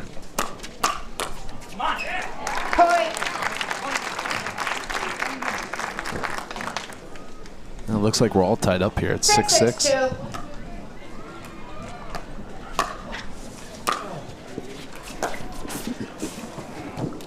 Side out. 6-6-1.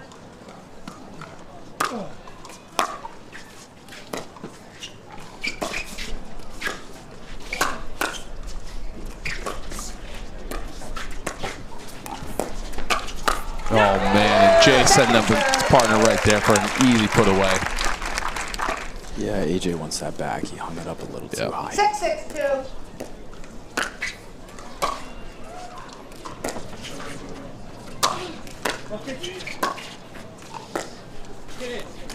Side out.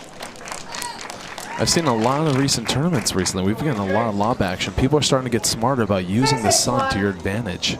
Yeah, Sam, 100%. You know, the lob is obviously an older school shot in pickleball.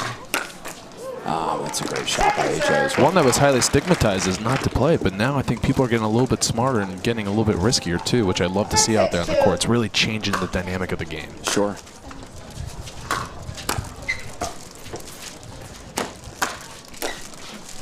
You know, it's certainly not a shot you should be hitting every time, but like you said, it does have its effective properties, especially if you're playing into the elements, you're getting your opponents to look into the sun. Here you see it on the serve.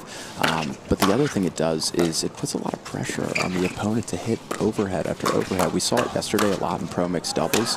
Newell was hitting overhead after overhead, or sorry, he was lobbing over and over again. It's putting a lot of pressure on the opponents to convert that overhead, and you get a lot of misses out of it. I completely agree. I think it's one of those shots, it's smart risk, high reward kind of shots. Because you don't want to use it too much, because then your opponent knows it's coming. Oh, what a beautiful middle ball right there from Chuck Taylor. That's right so up the good. gut. So good from Chuck. 8-6-1.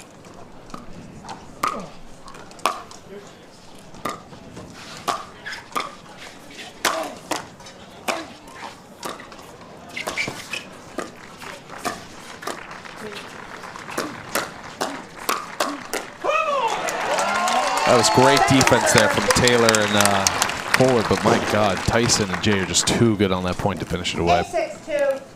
Jay's so good when he's got that positive energy flowing. He's got to keep that up. Yep. He just feeds off Tyson, which I'd love to see.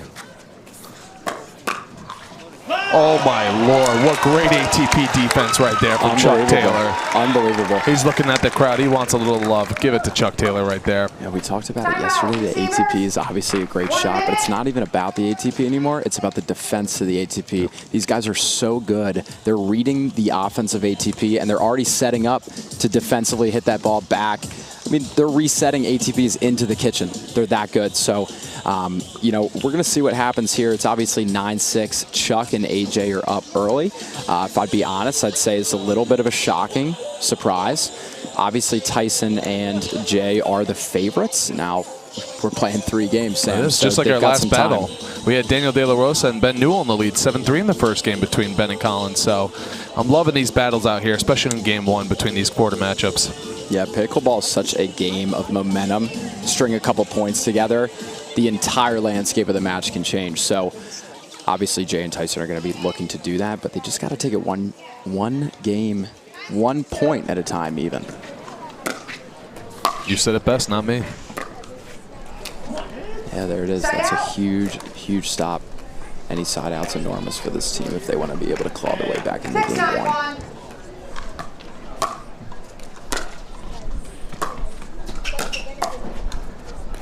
Second serve. Tyson's got that elongated Selkirk paddle, hit it a little bit above the sweet spot where he would have liked to. Side out. It's just too much power from AJ, and that's when AJ's at his best. You know, we talked about how AJ and Jay are such good mixed doubles players, but they're obviously huge. They've got all that length. They use it to their advantage. They become lethal. Oh, what a beautiful put away right there from Tyson McGuffin right down the middle. 9-6-2. I see Chuck going back with that lobbing serve right there.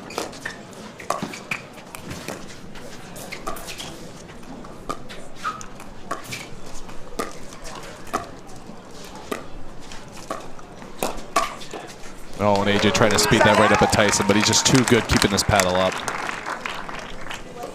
Yeah, AJ's got fast hands, but he wasn't. Some of the fastest on the tour right there.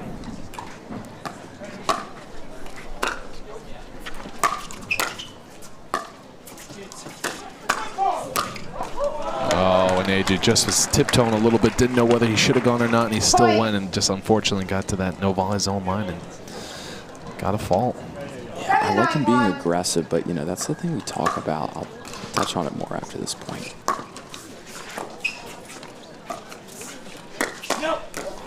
Wow. That's the thing we talk about with partner chemistry. If you're going to slide over and take that attack out of the middle and be aggressive, I like that.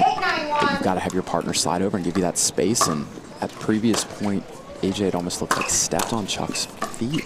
Just made it a little bit too difficult for him.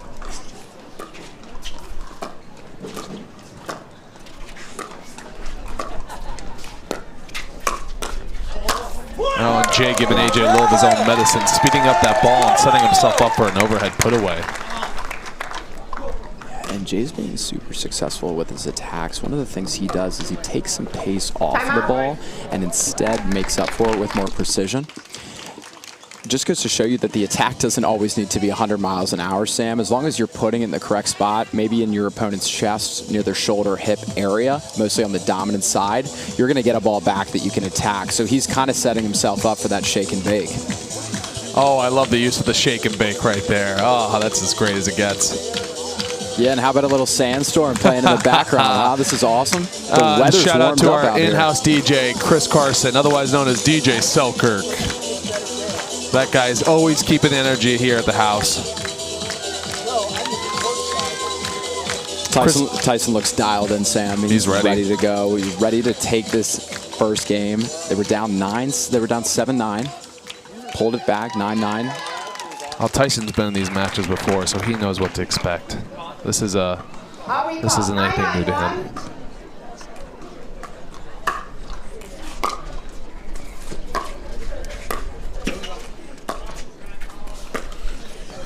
Oh, and Chuck tosses that just in the net. That's not one he usually misses right there. When he's starting to feel he's like, ugh, should have had that.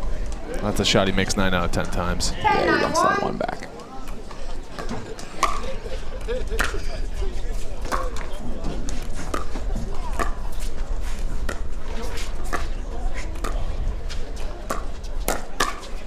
Oh, and great paddle defense right there from Tyson McGuffin to seal game 1. Well, is Chuck going to shed the pants? We're going to see after this game. Came off to a hot start. Obviously, Tyson and Jay are super experienced players. As you said, they've been in positions before where they've been down. Found a way to come back. I mean, it just goes to show you how experienced they are, how much skill they have. They stayed very even keel. Didn't ever seem like they got frustrated or nervous, disappointed in themselves that they were down. They just kind of kept the foot on the gas pedal. So we're going to see if they can close it out in 2. Obviously, they'd love to, so they can save their energy as much as possible. You know, we talked a little bit about that yesterday. How efficiently you can get through these matches is a huge deal as well. You're dragging every single match you play out to 3 games, and it's 11-9, 11-9 every single time. You know, it's taking a lot more energy out of yourself as opposed to getting it done in 2. So that's one big thing that I always look for with these high-level matches is how quickly these pros can get it done to save themselves for that next round. You know, they're always looking ahead to some degree. But AJ and Chuck, they've got the skills, they've got the tenacity to send this to a 3rd. I think they just got to really buckle down and focus a little bit more on being consistent, lower dinks, committing to playing some longer points. I think not attacking as quickly. Jay's hands are just so good, and he gets so aggressive at that net. Time in. Well, we've seen Chuck has shed his pants right here, so it's definitely getting hot out on the court, that's for sure. Folks, if you're just joining in, we're in game 2 between Tyson McGuffin and Jay Devilliers and AJ Koller and Chuck Taylor.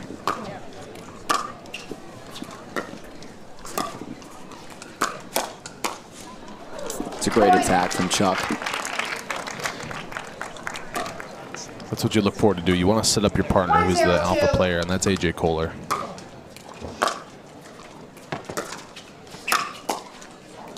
Side out.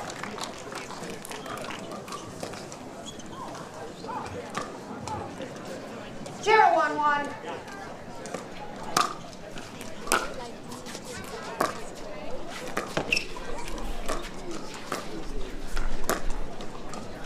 Oh, nice little lob right there from Jay.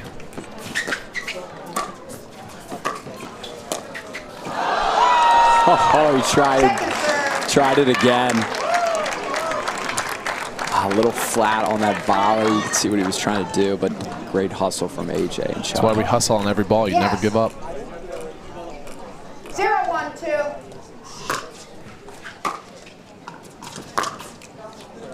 Jay just falling backwards on that little ground stroke. Sometimes not the smartest thing to do. That's one you just want to reset right there. Too low.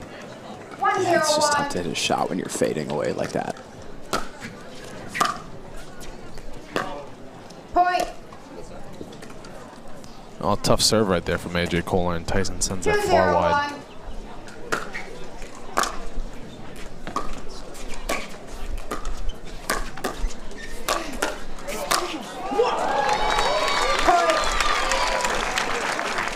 That's why Jay's Jay.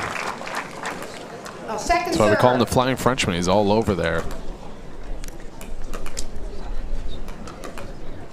2-0-2.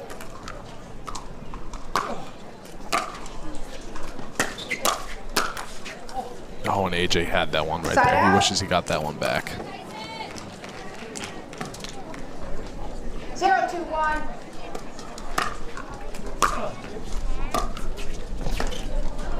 Point. And that ball just sat. Little misread right there by AJ Koller. It wasn't as deep as it was. It's a little depth perception issue. Yeah, it looks like the sun was maybe a factor too.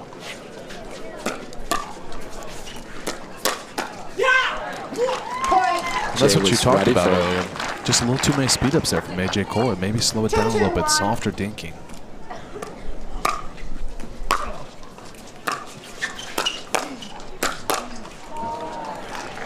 Second serve. It's almost like a sky hook. He reaches out so far, doesn't he? I mean, he makes himself enormous. Point. Beautiful forehand right there by Jay Devilliers. 3-2-2.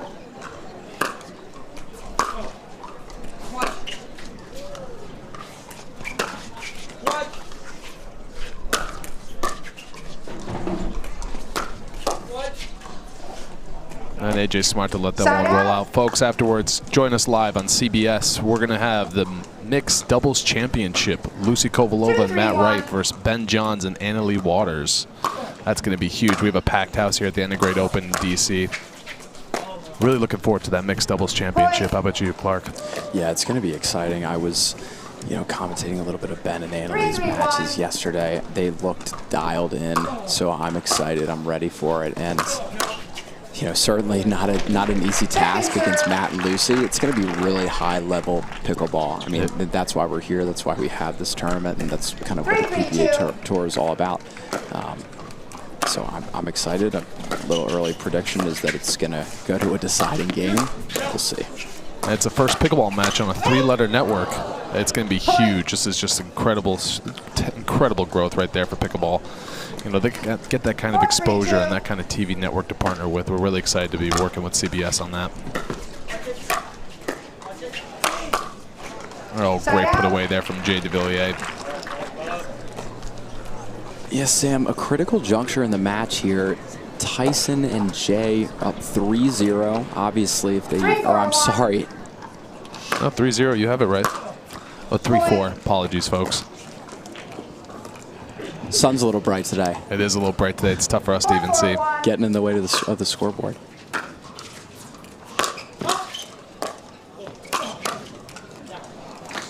Great hands there from Chuck Taylor.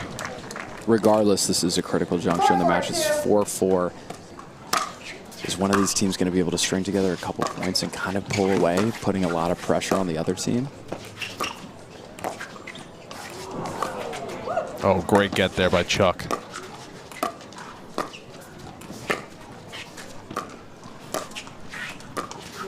All right, now we're noticing one of the longer dink rallies in this case, and Chuck sending up a nice lob.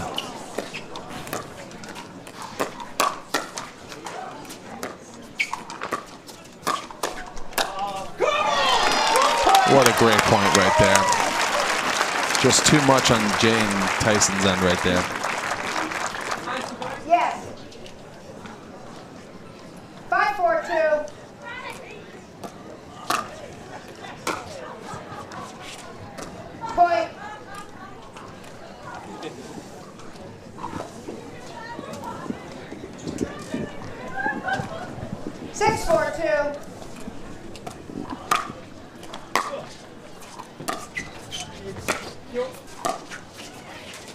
This is where you see AJ clogging up a lot of that space right there on the right side. Yeah, Sam, they're playing it like mixed doubles almost. But, you know, Colin Johns actually came out, it was a couple of months ago, and talked about the fact that pickleball is not designed to be a 50-50 sport. There's always somebody that really is either hugging the majority of the court or has the majority of the responsibility based on where that ball is. But it makes perfect sense.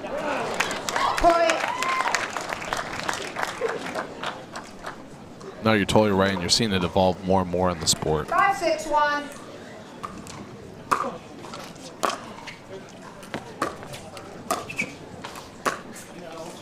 Oh, and that just sails a little long there from Chuck Taylor. Yeah, it was very close.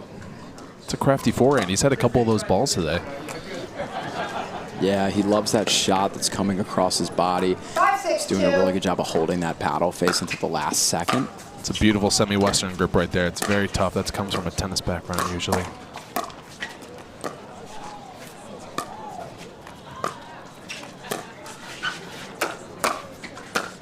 Oh. You see another use of that lob right there, putting it right in the sun for AJ's eyes. It's tough to see that ball right there. Yeah, I would have liked to have seen him reset that ball. It was a long distance to attack. I mean, he's got great hands, no doubt about it. But to send that ball that far and that long from under that far back, and the ball hitting the ref right there. Let's see if Jay gives another hug. Yeah, that's a nice play by AJ to pick things up. 6-5-2.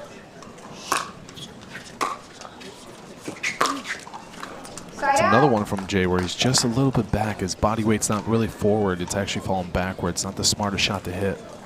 5-6-1.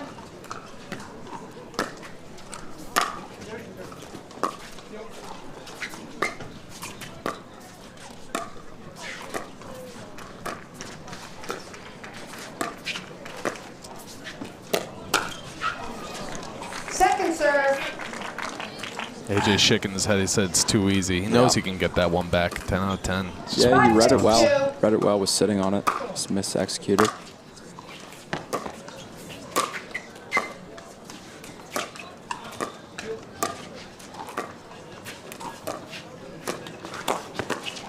Oh, and a great Ernie there right there from Jay Devilliers.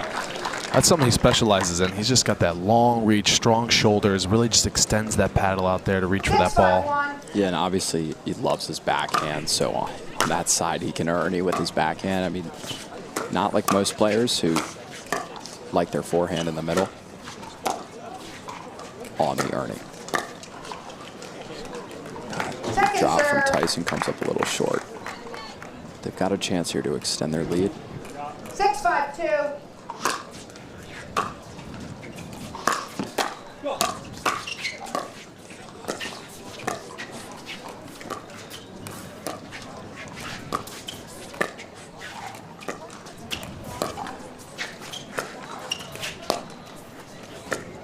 AJ being smart. Let's see if a little ATP defense.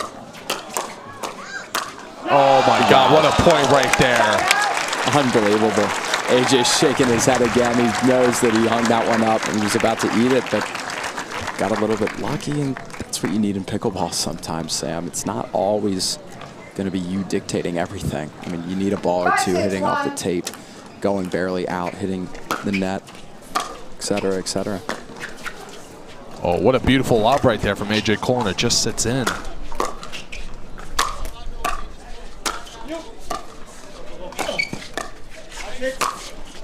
Yeah, it's too good. AJ and Chuck smiling at each other, almost bumped into each other there, but Chuck was able to put that ball away.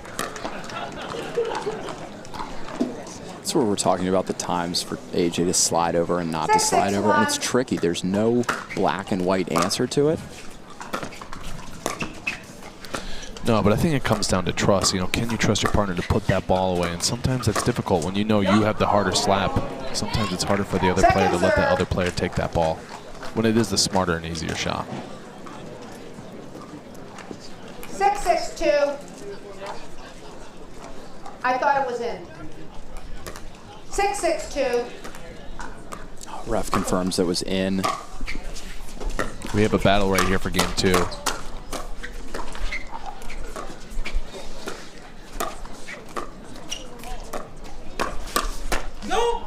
Oh, and that almost sits just wide right there from A.J. Koller. Yeah, a little too extended there on that attack. 6-6-1. Although it's something AJ still does very well, just mishit it a little bit. It's a nice shot. Great down shot. at the feet of Tyson. 6-6-2. Let's see if AJ and Chuck can get a quick side out right here. And they do. They're going to 6-6 right here. Now this is a critical juncture, like you said last time. Let's see if AJ and Chuck can put together a little rhythm and roll. 6-6-1. That's a nice spot from Chuck.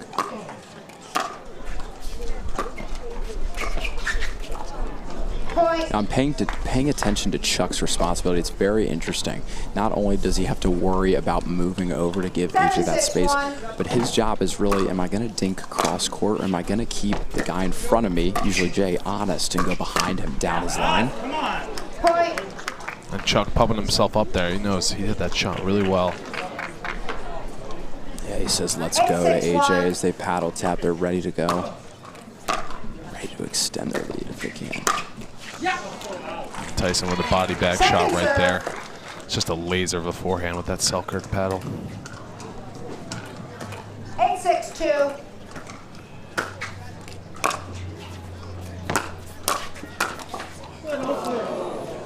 Almost there from AJ Koller.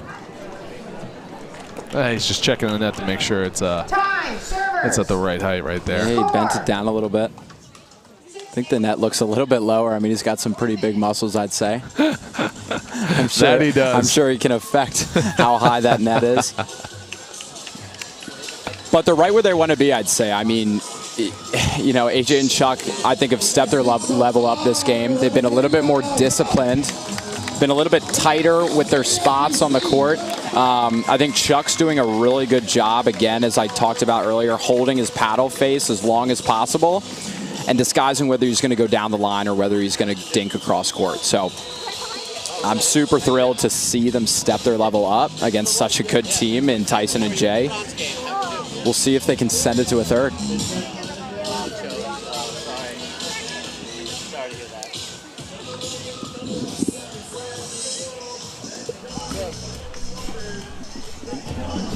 You have 1 timeout remaining. Receivers, you have 2 timeouts remaining. Time All right, in. folks, if you're just joining us, 6-8-1. it is 6-8-1 Tyson with the serve.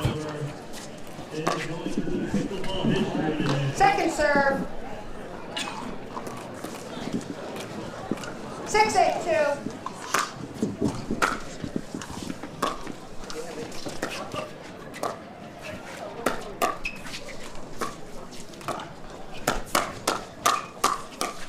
Oh, beautiful hands battle right there.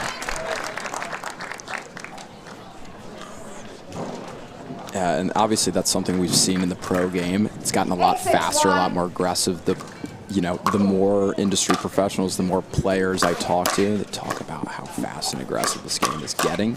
It's really going away from just a dink, 5-10 minute seeming type of point. And you're noticing that a lot of the pros are actually weighing their paddle down less so they can have that hand speed when they're up at the net. They want to be as fast as possible. They don't want that lead tape to weigh them down too much. And Jay being smart to let that one go flying out.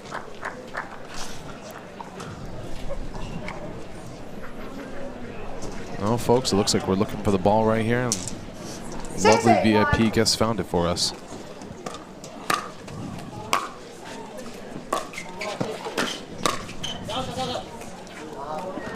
It's a good leave. AJ told him to leave it, and he listened. I don't always listen. Actually, most of the time I don't listen. I think I would have smacked that ball. That was right in my wheelhouse. I would have taken that one, but being smart, that's what you got to do. Side out. Jay's not too happy with himself, but you just got to forget about it. It's on to the next point. It's always on to the next point. That's a lot in paddle and racket sports. You just got to be ready. Oh, nice laser right there from Tyson McGuffin to Chuck Taylor. You'd love to see a packed crowd. We have a packed crowd here in DC. This is our first tournament in the DMV area, and we're really excited to be bringing you the best pickleball in the world right here on the PPA Tour.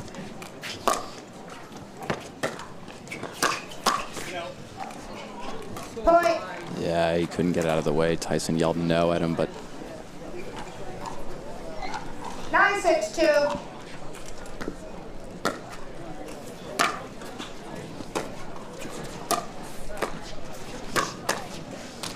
Side out. it's good playing from Tyson and Jay.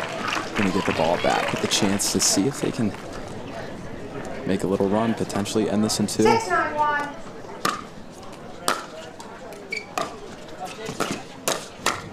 Oh, and a beautiful up the middle shot right there from AJ Koller. Just too good on his end. Second serve.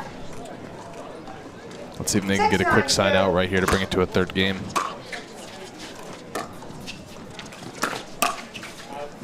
Oh, and just wide right there from Tyson McGuffin. Yeah, we talk about the growth of the sport, Sam, and in general, the fact that tennis and pickleball have almost had this feud. I've always been a proponent of the fact that I think they can be complementary. I think they can coexist. I totally agree. I think it's proven here. I mean, this is a wonderful tennis facility, a historic tennis facility. It's churned out some world top athletes. And we're having a pickleball tournament here, a pro pickleball tournament. And I mean, I've had so many tennis players coming up to me, asking me about the sport, asking me how to play, asking me how long I've been playing. I mean, I think this is great. I think we'll see more dedicated courts in the Mid-Atlantic area as the sport grows. I'm from the Florida area myself. Obviously, there are courts every, it seems, 10 yards. So anywhere I go, it seems like there are less courts and more courts needed. But I think this is great for the sport. I even saw a statistic that by 2030, they're estimating 40 million people to be playing pickleball. Not surprised at all. I like to call it my healthy addiction, and I think it's that way for most people. It is the healthiest addiction that anyone can get. And we're just very thankful for the JTCC for hosting us here at the N2grate DC Open. Been incredible folks. All the folks that work here have been very, very kind to us, and we look forward to coming back sometime soon. Yeah, and you always know it's a good sign when you've got lines and lines of people, rows of people standing, because there's no seats available. There's no seats available today. It's crazy.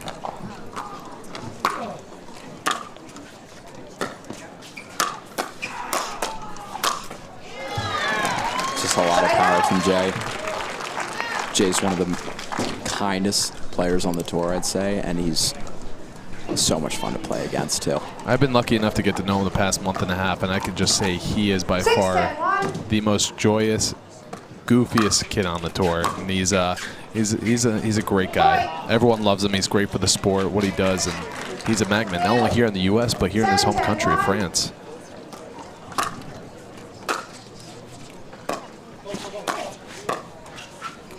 Yeah, that's well done from Chuck. Give that ball a little bit of top spin. 7-10-2.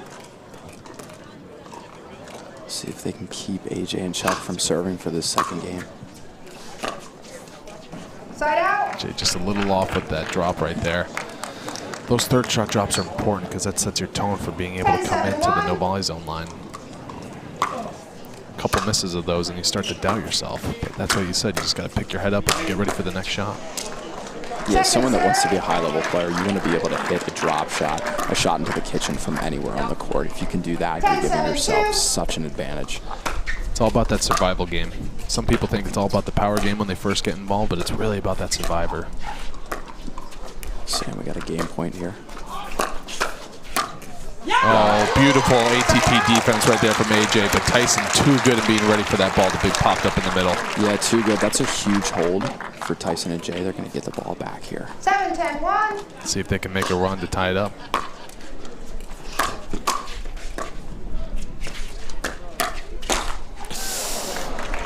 Just miscommunication again. Sometimes AJ just coming over and being too aggressive. Instead, that should be Chuck's space right there. That's his airway. 8-10-1.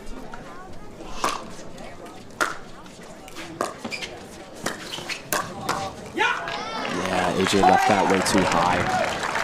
You can't do that against Jay Devilliers. The Flying Frenchman, he's going to come in and put that ball right away. Good timeout, too. They've had a couple chances, obviously, to serve for this game. Couldn't convert, and that's what happens sometimes. The nerves start rushing a little bit. You get a little bit tighter when you're at that 10 mark, but they can get it done. They just got to play defense now. It's all about, as I said earlier, forgetting about the mistakes, moving on to the next point. now it's time to play defense. You can't always be on the offensive. You can't always be winning. I think buckling down here, 2 solid defensive points, getting the ball back and trying to send this to a third.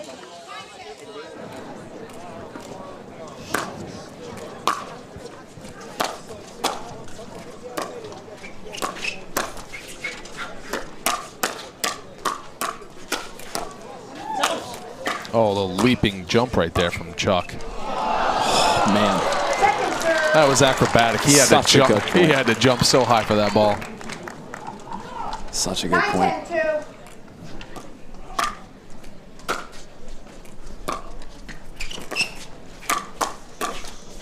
Oh. Great hands by Chuck Taylor to get that ball back at Tyson real quick. Tyson rolls his eyes. He's like, you got to be kidding me. 10-9-1. Huge game point.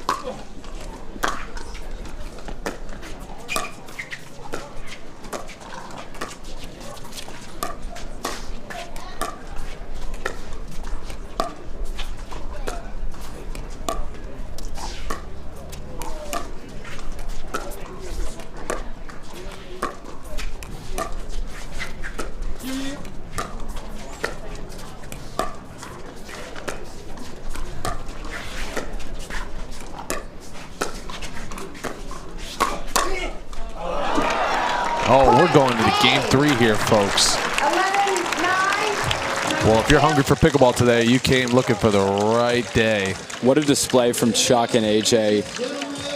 Thought they were potentially going to let that game slip. They had a couple game points. Couldn't close it out on their serve. Tyson and Jay got the ball back. They couldn't make a comeback either. And, it's just 1 point that it takes sometimes. And they finally were able to break it through. They're moving the men's doubles so they can go into the mix here. The mix is going to start now here, after the warm-up. Folks, thanks for tuning in with us. We're going to have the other matchup, AJ Koller and Chuck Taylor and Jay Devilliers and Tyson McGuffin move over to a grandstand court while we have our CBS matchup along here for the Mixed Doubles Championship. Ben Johns and Annalie Waters versus Matt Wright and Lucy Kovalova, and what is going to be an epic matchup for today here at the N2grate DC Open. Stay tuned.